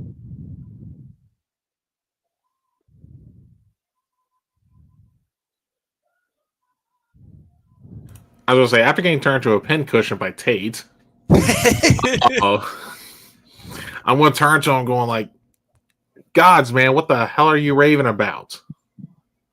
As you see, I'm not even attempting to draw my weapon or anything. And then I'm going to hold my action in case Tate tries to attack me again. Okay. Nothing else? Nope, because bonus action wise, nothing really I feel like using yet. Okay. Cool. Because just let me double check. Yeah. All right. You go to turn to Olivia. You look around as you are figuring out why the hell Tate just attacked you. And you spot Olivier in the corner, like backing away from what looks like a table.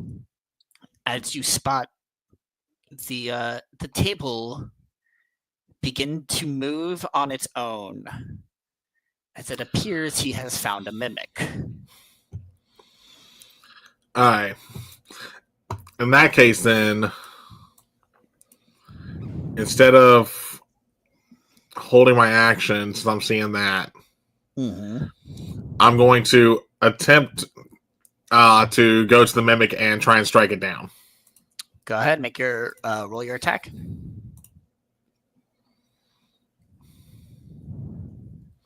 That's an 18. 18 will hit. Go ahead and roll your damage. Yep, that was 4 damage. Okay. And then second attack, because I do get 2 attacks. You have extra attack now. That is a 21. That'll hit.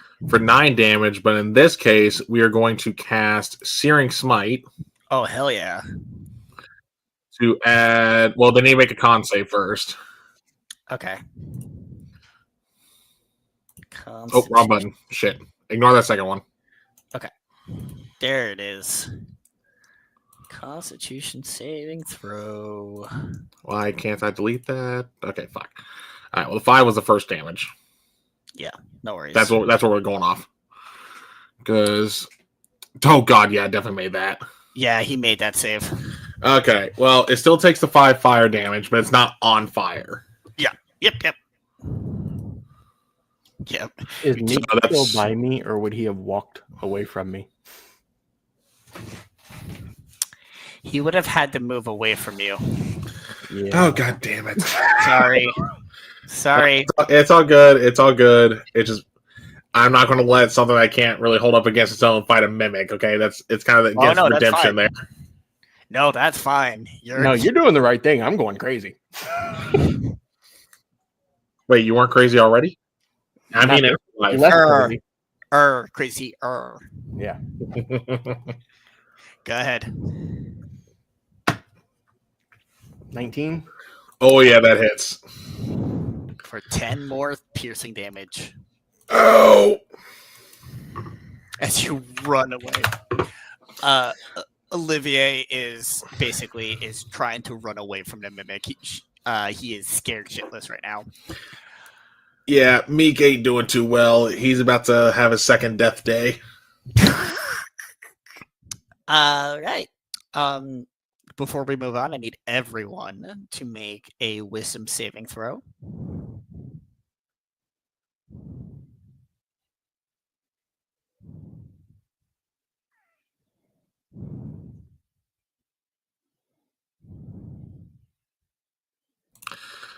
Damn, I'm actually rolling well tonight. Dirty 20. You're rolling better than you've been rolling better tonight than I have. Okay. Huh. And it's all because Nick ain't here. Okay, I see the pattern now. Yeah. Yep. Edness, I just need a wisdom saving throw from you. Working on it. All right. In the meantime, Dealing with lag. no worries. In the meantime, Kel and Goose both look at your Discord DMs. Heard.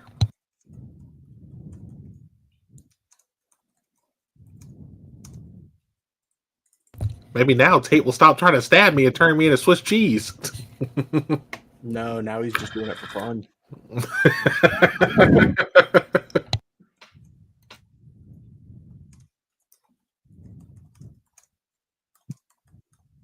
Come on.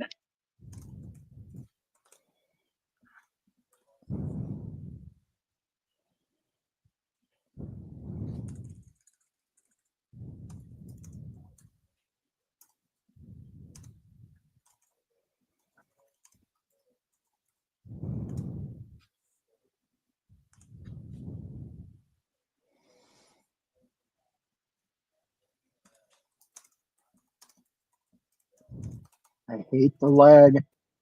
Of course.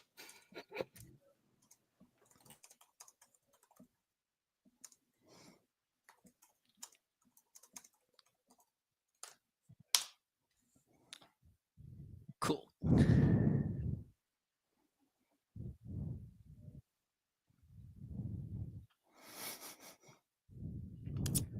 More information.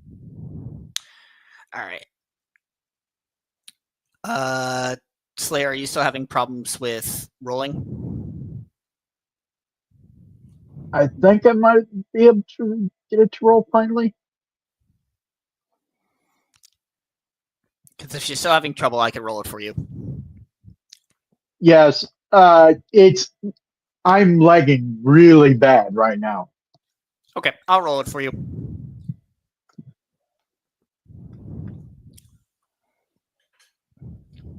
Let's see here. Wisdom saving throw.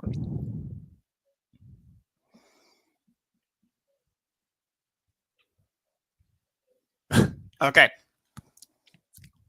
Oop, and I accidentally just exited alchemy, but whatever. So here's what happens as you all pretty much all three of you passed it except for Olivier.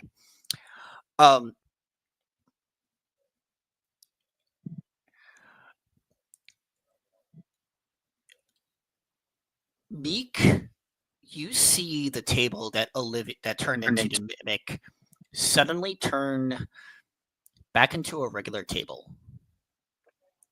Ednis, the invisible stalker that you were about to fight, disappears. And Kate, whatever you were thinking about Meek, why were you even thinking that? Like, it's completely out of your mind now. There are no more monsters in this room. None of you see anything except that you see Olivier still screaming in terror of a table. I'm gonna walk over and slap him, doing the whole "get a hold of yourself, man" type slap. Cool. He's gonna go ahead and try to make that wisdom save again with advantage because of that. And then, if that works, I'm then going to do lay on hands on myself. Because, ow.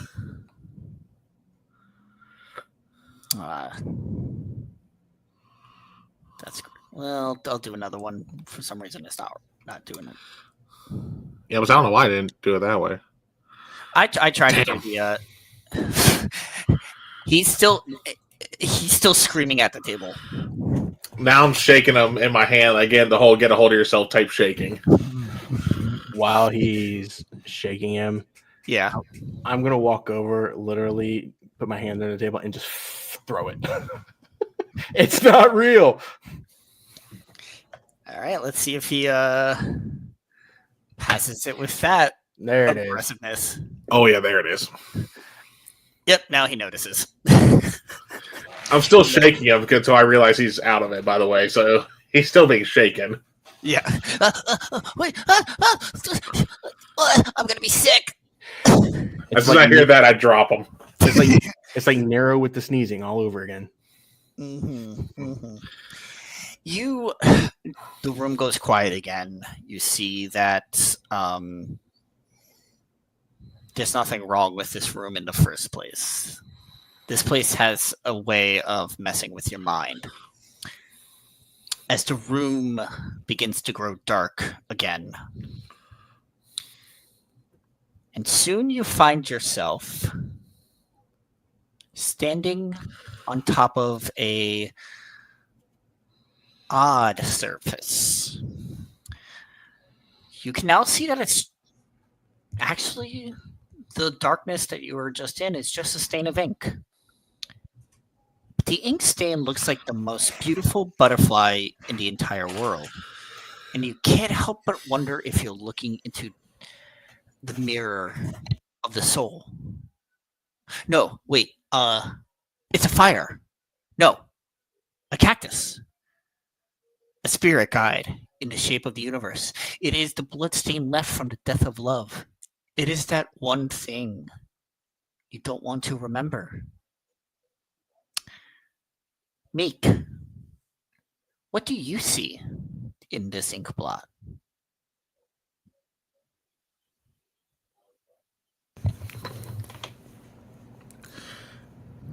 As Meek stares at it, I think he's probably going to get a glimpse of his past life, and he sees, especially because of what he was told by the wizard who fought the other session, he's probably going to get a glimpse of a battle he fought, and that's like the body of a dead foe. Edness, what do you see?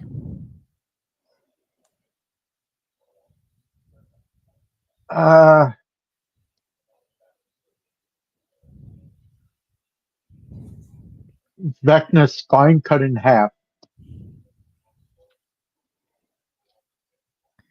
Tate, what do you see?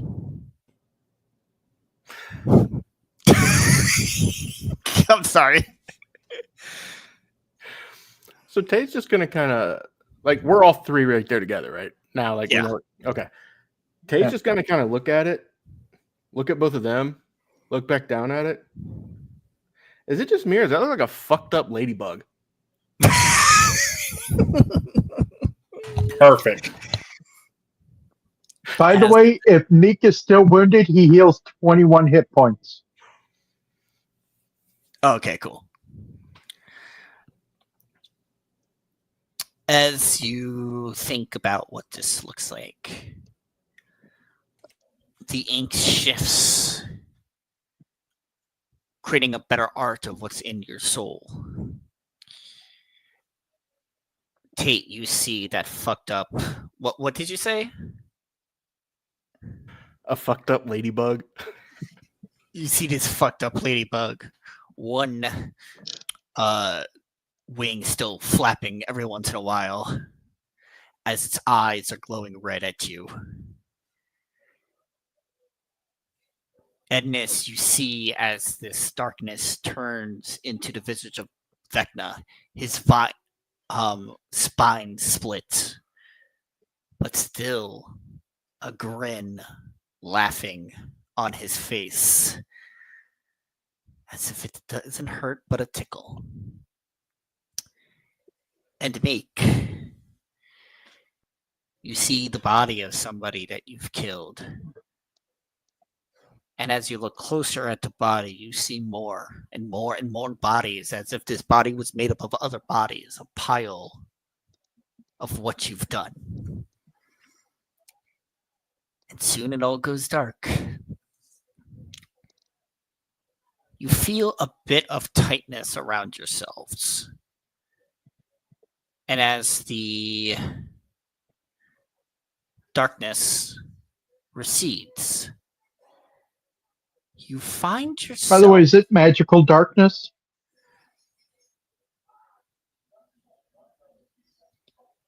Yes. And there's nothing else to see in the darkness. Like, you're in like a black void. Okay. I'll put it that way. Okay, so I'm just asking because Devil Yes. Sight. Yes, of course. But as the darkness recedes this time, you find yourself in a padded room. White walls, ready to be let out for inspection and medical procedure. You also find yourself wrapped in straitjackets. And as you sit there, a priest looks in pure white robes, looks down upon you with benevolent piety. You realize with a sense of relief that he is here to cure you. He has the look of a great concern as he reads from a crisp, freshly written scroll. Patient shows considerable signs of confusion and dementia, tells stories of dead gods, conquered cities, and artificial life forms. Diagnosis: a traumatic childhood event that induced feelings of inadequacy and insignificance. As he walks up to you, Edness, and asks you straight up, tell me, in this world of yours, do you identify as the hero or the anti-hero?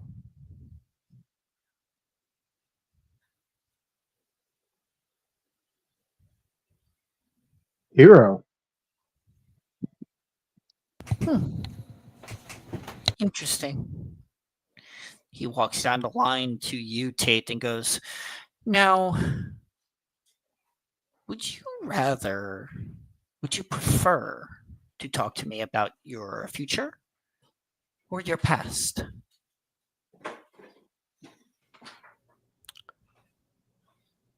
If I can be honest, I'd prefer not to talk to you at all. As he goes down and he scribbles on his scroll with a inquisitive look in his face. He then moves down to Meek and asks, do you relate more to your mother or your father? I don't remember either, so I can't really answer. He nods his head and writes some more and then speaks up. As expected, this is a classic manifestation of symptoms. I know just what to do. And he grabs you, Meek, and leads you out of the padded room and onto a gurney. Yeah, I'm definitely going to try and resist and get off that thing. Okay, go ahead and make an athletics check. All right, I'm somewhat good at those. And as for Tate and Not that it Edmonds, as for Tate and Edmonds, as you see this happening, what do you all do? Or are you doing anything? I'm gonna try to break free. Okay, go ahead and make.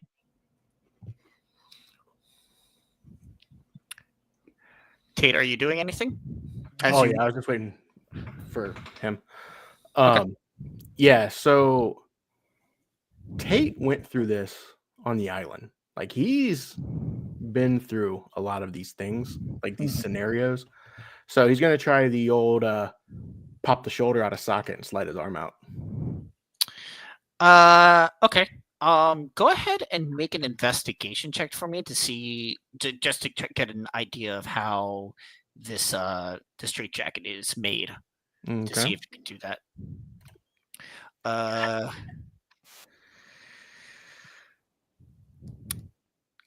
For Edness and for Meek, this straitjacket is on a bit too tight for you to just pop yourself out of. I got a 17. Okay. Go ahead and make a side. You can figure out the mechanics of this well enough. Go ahead and make a sleight of hand check.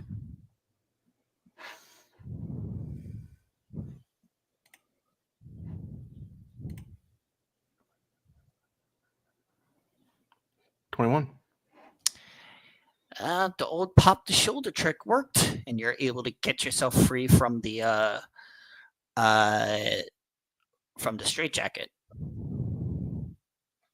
I'm gonna get mine out, and I'm gonna be like as subtle about it as I can, and I'm gonna slide over and help Edness get out of theirs. Okay, go ahead and make an investigation check again. Okay. You know what? I'm closing D&D Beyond. It just needs to go.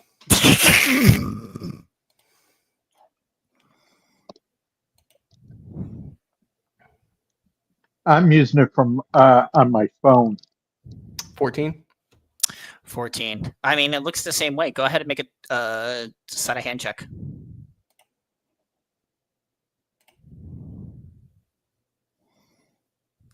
$10. His seems a little bit knotted a different way, so it's harder to pop his out, and you're struggling a little bit with it. As the priest turns back, as was leading Meek over to the gurney, and he goes, "Whoa! Wait, what do you think you're doing?"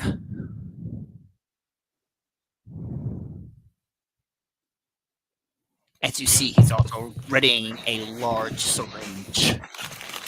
He's like, I'm trying to get the hell out of here as I'm still trying to break free. Mm-hmm. Do we still have all our gear? Oh yeah. Yeah, I'm throwing a dagger at him. Okay, go ahead and roll your attack. Fuck this. Can I roll again to see if I break free? We'll get to you here in a bit. All right.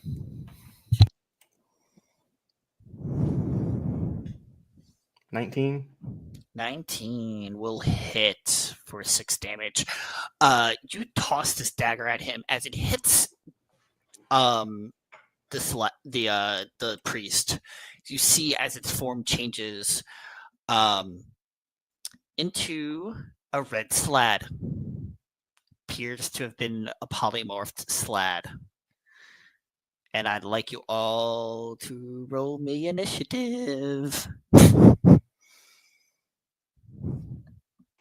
Would I have got sneak attack for that? Yes.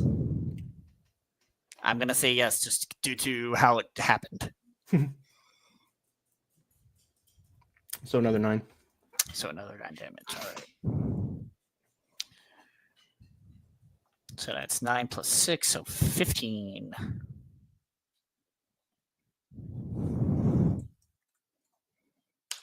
Cool. All right. So that was your turn. I still need an initiative from Meek.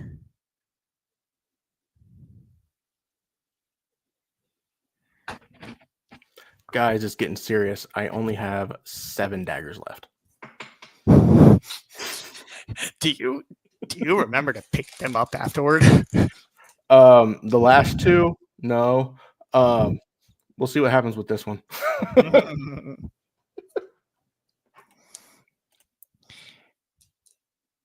Kel, are you there? Yeah, sorry, my brother was talking to me. What's up? Initiative. Got it.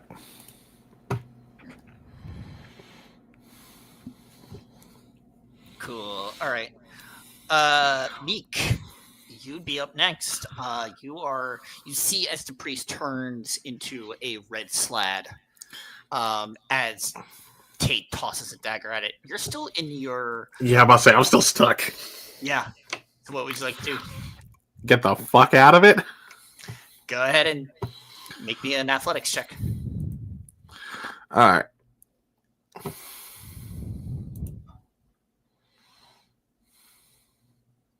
I just saw something before I even see the result there. Because I'm undead and my joints aren't the same as everyone else's, does that give me a little bit of an edge? No. Damn. Oh, wait, I rolled 22. Never mind. Yeah, you bust one out of it. You're able to just almost like Hulk your way out of the... Oh, thank God. You can't blame me for trying just in case there, though. Hey, no worries, no worries. Yep. So I'm gonna make that your action, but yeah, you were able to bust out of it. Yeah, that's my action. Then bonus action. Never mind. Most of my bonus actions require me to smack something in the face. So I can't do much else. Okay, but hey, you're free. Oh, yeah, not complaining. Oh yeah. Olivier is gonna see you get free and be like, huh, maybe I could do that. And it's gonna attempt to also bust his way out of it with his minuscule strength. Actually, no. He's gonna be looking around at his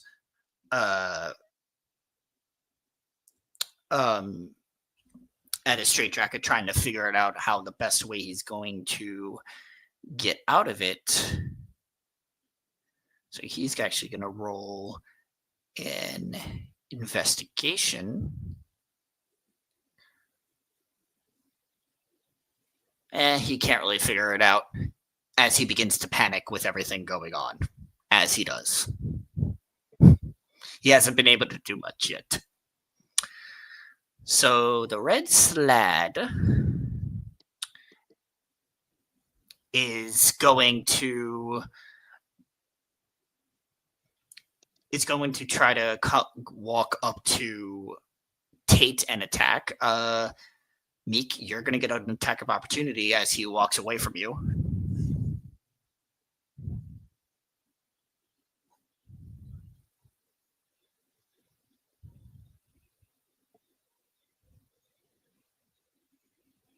Meek, do you want to take an attack of opportunity? All right, sorry for something there. I thought you said Tate, not Meek.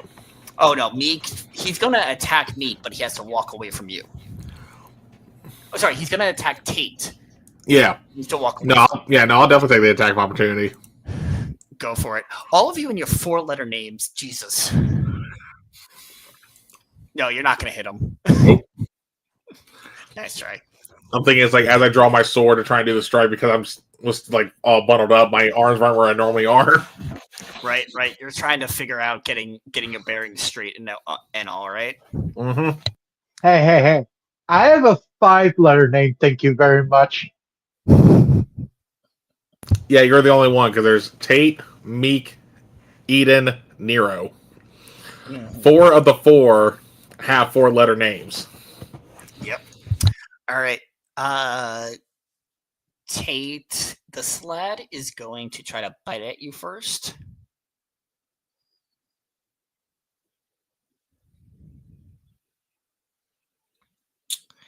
And I assume a 23 is going to hit. So you take 5 piercing damage.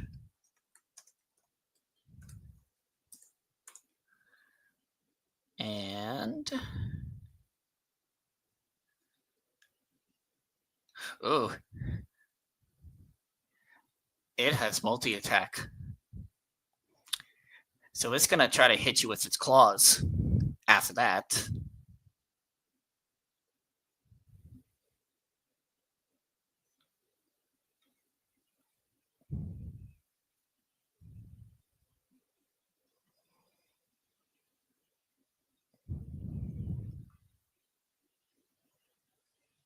22 to hit. That's going to do 5 damage, and I need you to make a DC 14 Constitution saving throw.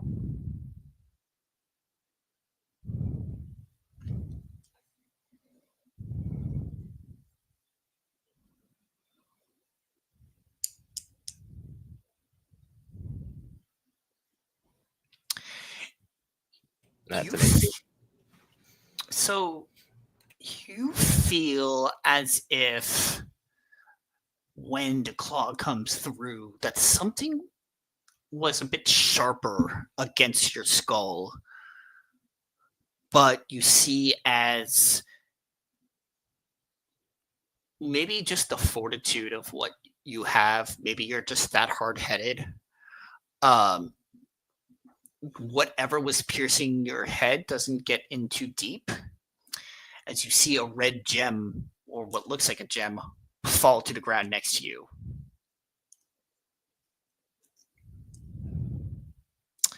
Ednus, it's your turn. You are still straitjacketed.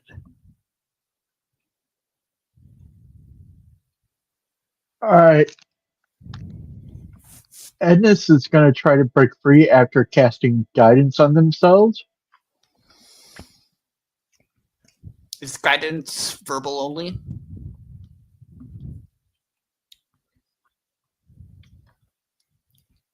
Or does guidance need somatic? Oh, that's right. Then I'll just roll it straight up. I think it just requires touch. Let me check.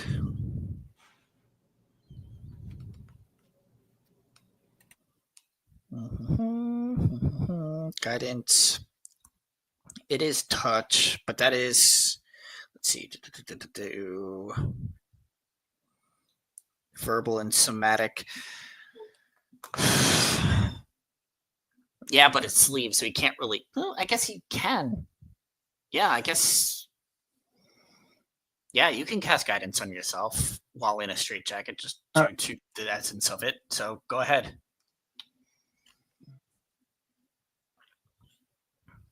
So, Yeah, go ahead and roll that D4.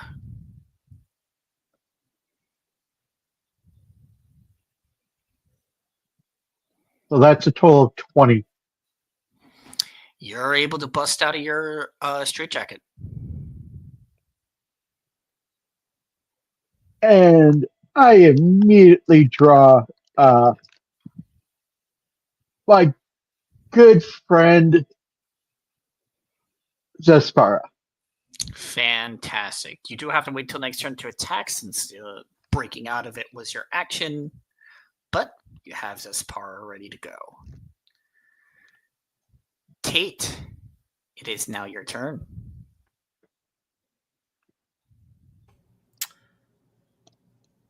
He's gonna look like right at the slot after it attacked him. Mm-hmm. He's gonna be like, "You're kind of a dick," and he's just gonna stab him. Go for it.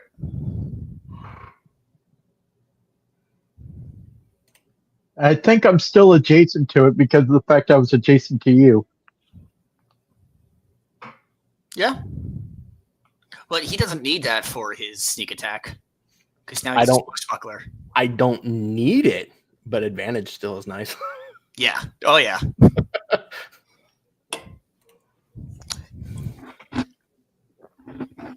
25. Oh, yeah, that's going to hit. Go ahead and roll your sneak attack, too. Oh, I was gonna say I'm using Green Flame Blade too.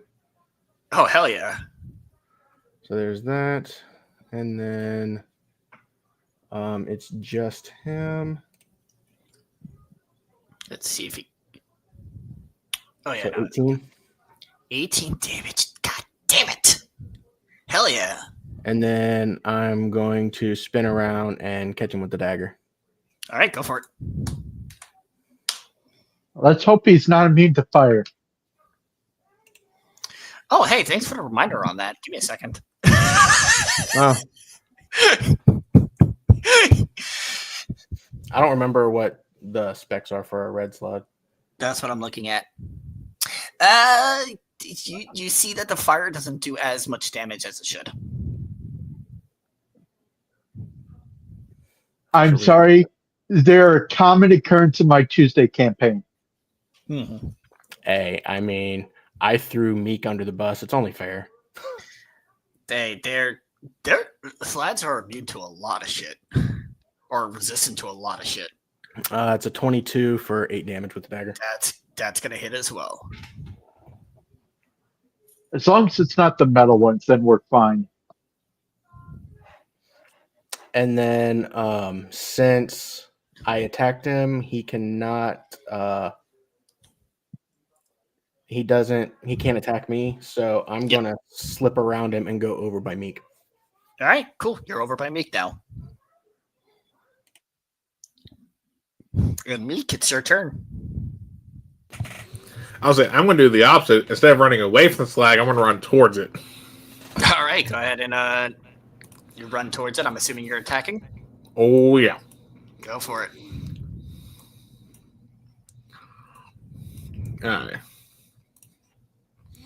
First attack Gonna miss. misses him. Yes, yep. Second attack, please hit for the love of fucking God. Hits. Nope. Oh, it does sweep. Yes, that hits. All right, so that's going to be 2 slashing, and then bonus action, thunderous smite. Oh, nice. Thunderous smite. Yep. So hold on. That doesn't look like it got put in there. Yeah, I don't know why I didn't.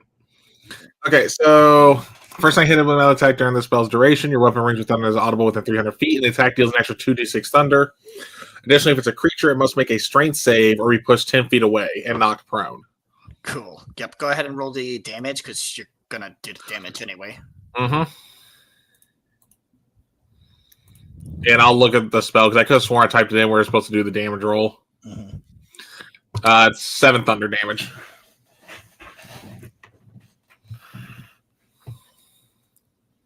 And like I said, he's got to make a strength save. Strength save, but Which... you do see that your thunder isn't doing as much damage as it should. God damn it. By the way, at least it still can get knocked prone, essentially. Oh, yeah. Oh, yeah, it's prone. Yeah. So it's not 10 feet back and prone. All right. Olivier is going to continue to try to figure out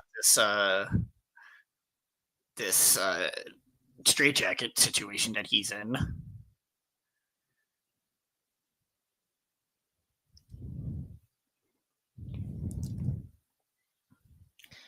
And still can't figure it out. So the sled is going to stand up for half its movement. And then that's still enough movement for it to get back to you, Meek, and it's going to try to bite you. Sounds good. As it appears to try to defend itself against his patience in this place. Nope. That's not going to hit. It's going to try to claw at you. It just missed the bite. Just missed the bite, but the claw is also going to miss. Hell yeah. You also see, as it goes to claw you, a red gem fly out of its hand. And you said a red gem? It looks like a red gem. Okay. And it's your turn.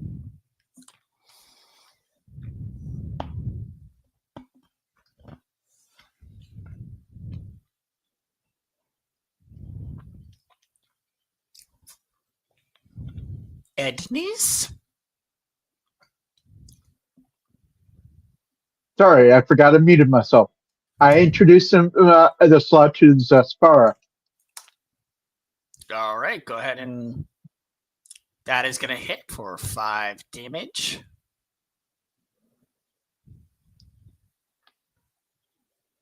Anything else for you? That's it. Because I only get one attack. Tate, you're up. I'm going to take him from behind. Ew. Ew. And I'm saying that as somebody who is looking at a picture of the slad right now. Ew. Oh,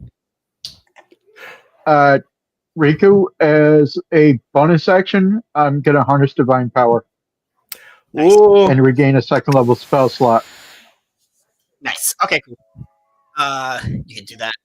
Tate.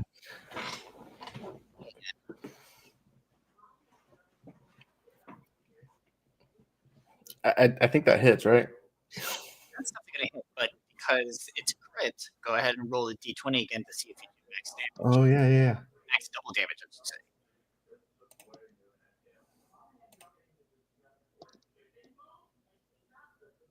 No. Alright, so you're gonna do max plus a roll, so we're gonna take 7, so that's 8 plus 7 is. Does my how plus does that factor in with my sneak attack too? your sneak attack, that's right. It's max of your sneak attack plus another roll of it. So Oh shit! So 12. so let's see. So that is. It might be dead, Jim. So it's your dex is plus 4. Mhm. 8 plus 4. So your regular piercing damage was 18 damage. Your sneak attack damage is 12 plus 9, which is 21. 21, 31. 39 damage. This lad ain't looking so good. In fact, it's not looking good at all from that. Well, he's gonna get a dagger now. Go for it.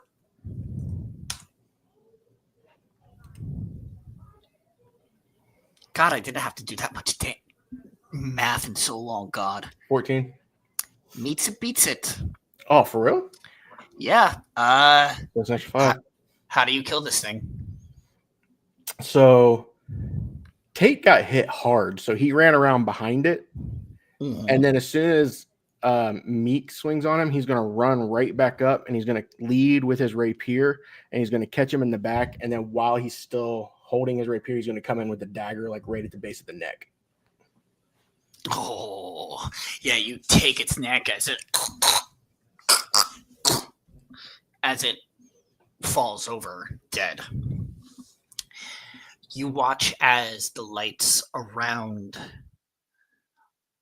the candles all begin to go out. The lights go off and it goes dark again.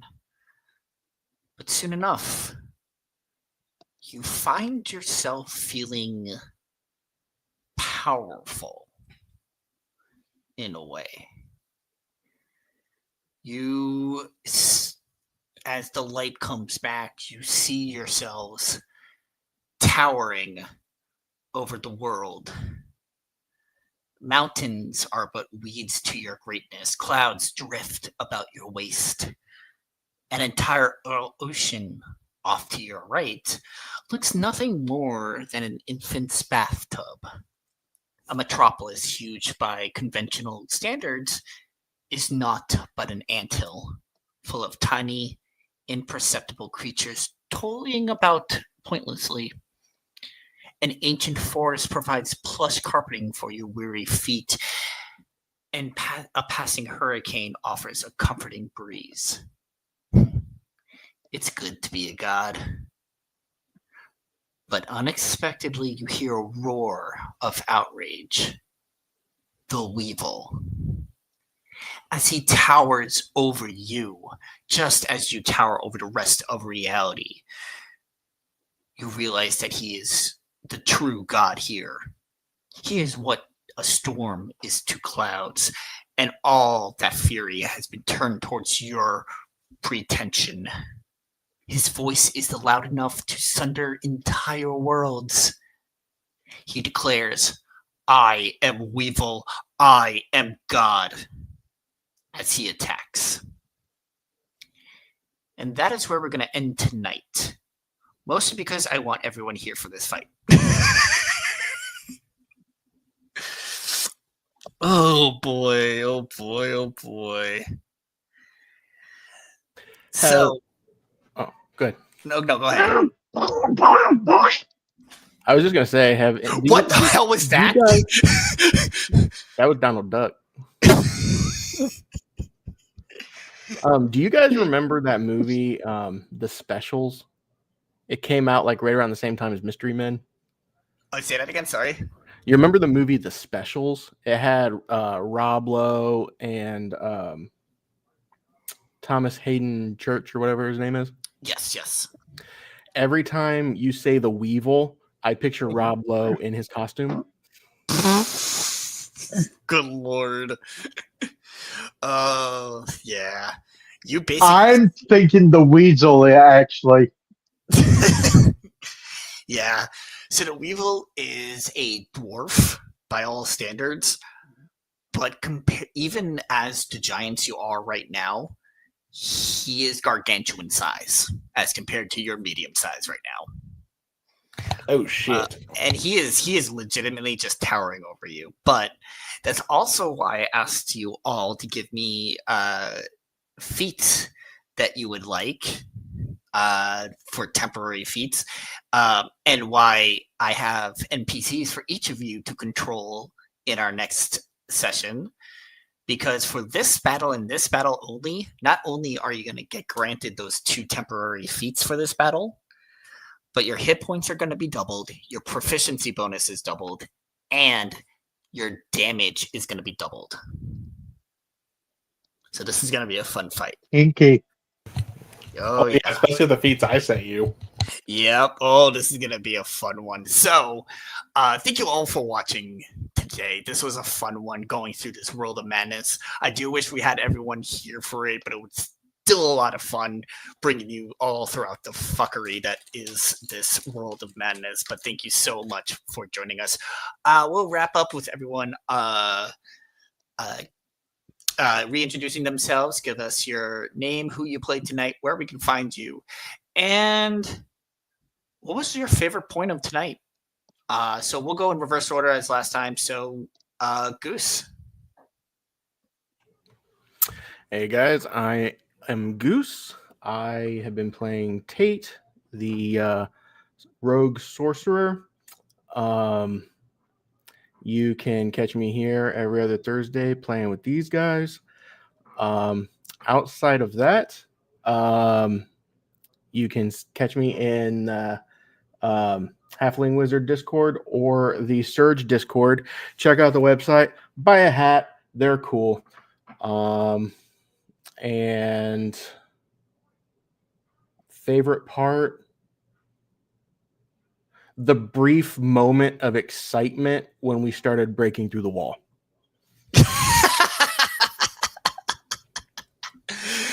Yeah. If you can't beat a puzzle, just beat around it. Brute strength. Right. You're destroying a building. Hey, just make sure the Insanitarium don't find that hole. Hey, it's not my house. It's theirs. All right. Well, next up, fortunately, there's this spell called mending. Yeah. All right, Slayer, you're up. Hi, everybody. I am Old Worm Slayer, and I have been playing Edna's Marvel Finder tonight. And the exciting moment, I would say, would be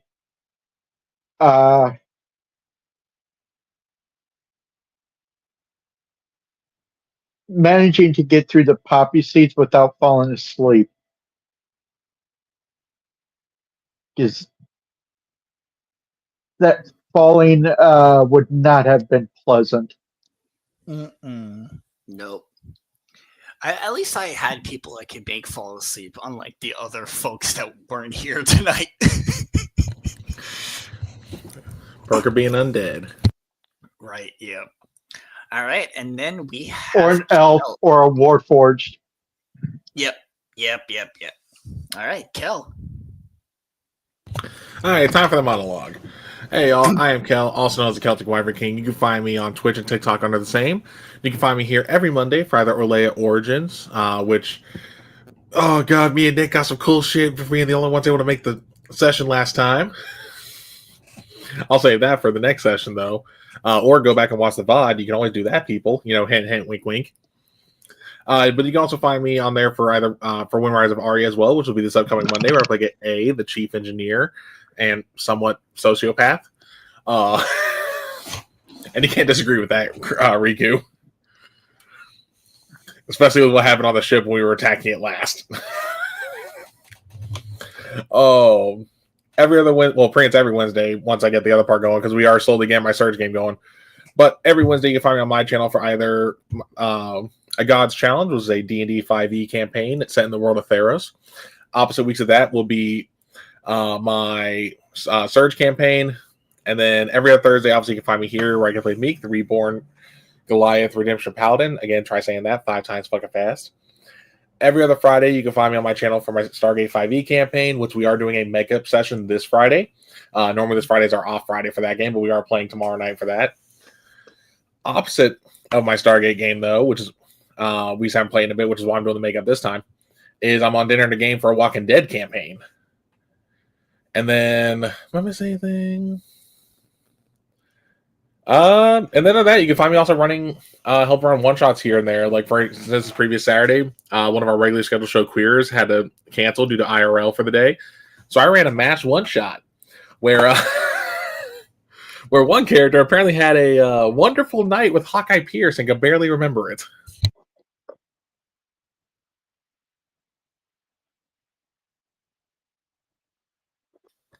Awesome. And what was your favorite part of tonight? Oh, yeah. Oh, the fact I was actually able to fucking do shit. My dice didn't fucking cuck me. Yeah, that's a good thing. Because goddamn. Did you see that video of the guy who created a cuck chair for his dice? I did. Good lord, people. Like he literally, he fabricated it to where it sits on the side of his dice tray, and when his dice just fuck up, he sets them in the cuck chair. If I ever play an in-person game again, or a game where I'm only using real-life dice, I might have to 3D print that. Yes. All right. And I'm, of course, Riku. I was your Dungeon Master for tonight. You can find me on social media as Pup Riku or Puppy Riku. You can also find me over on Five Tribe Productions, playing in Gaia Chronicles every other Monday, where I play Jorlor, the student, the Rodigan Time Mage. It's Final Fantasy inspired, so yay. You can find me on opposite Mondays to that here for Wind Riders of Aria, where I play Ketek, the captain of the Wind Rider and pirate wannabe. You can find me every other Saturday on Queers, where I play a different type of pirate, Kyler. And then, of course, find me here, where I bring these folks into more madness and chaos, as always. Don't forget to check us out in all of our social medias, including our YouTube, where you can subscribe and check out our VODs from past game sessions. Make sure to check us out on our Discord page, where you can hang out with us, chat with us, be able to join in on some of our campaign opportunities. We also just opened voting for the Wizzies, so you can feel free to vote in that as well. Vote for some of your favorite creators and games here on the channel. Make sure you check out our merch. We have a lot of really fun merch from our various campaigns, various moments, like that. Yeah. I'm about to say, there's literally Will shows it every single stream. A coffee mug with a to-do list based off the Jurassic Park one-shot that I ran. Oh, yeah. Where it's two things. It's like, get coffee, don't get eaten by dinosaurs. Yes.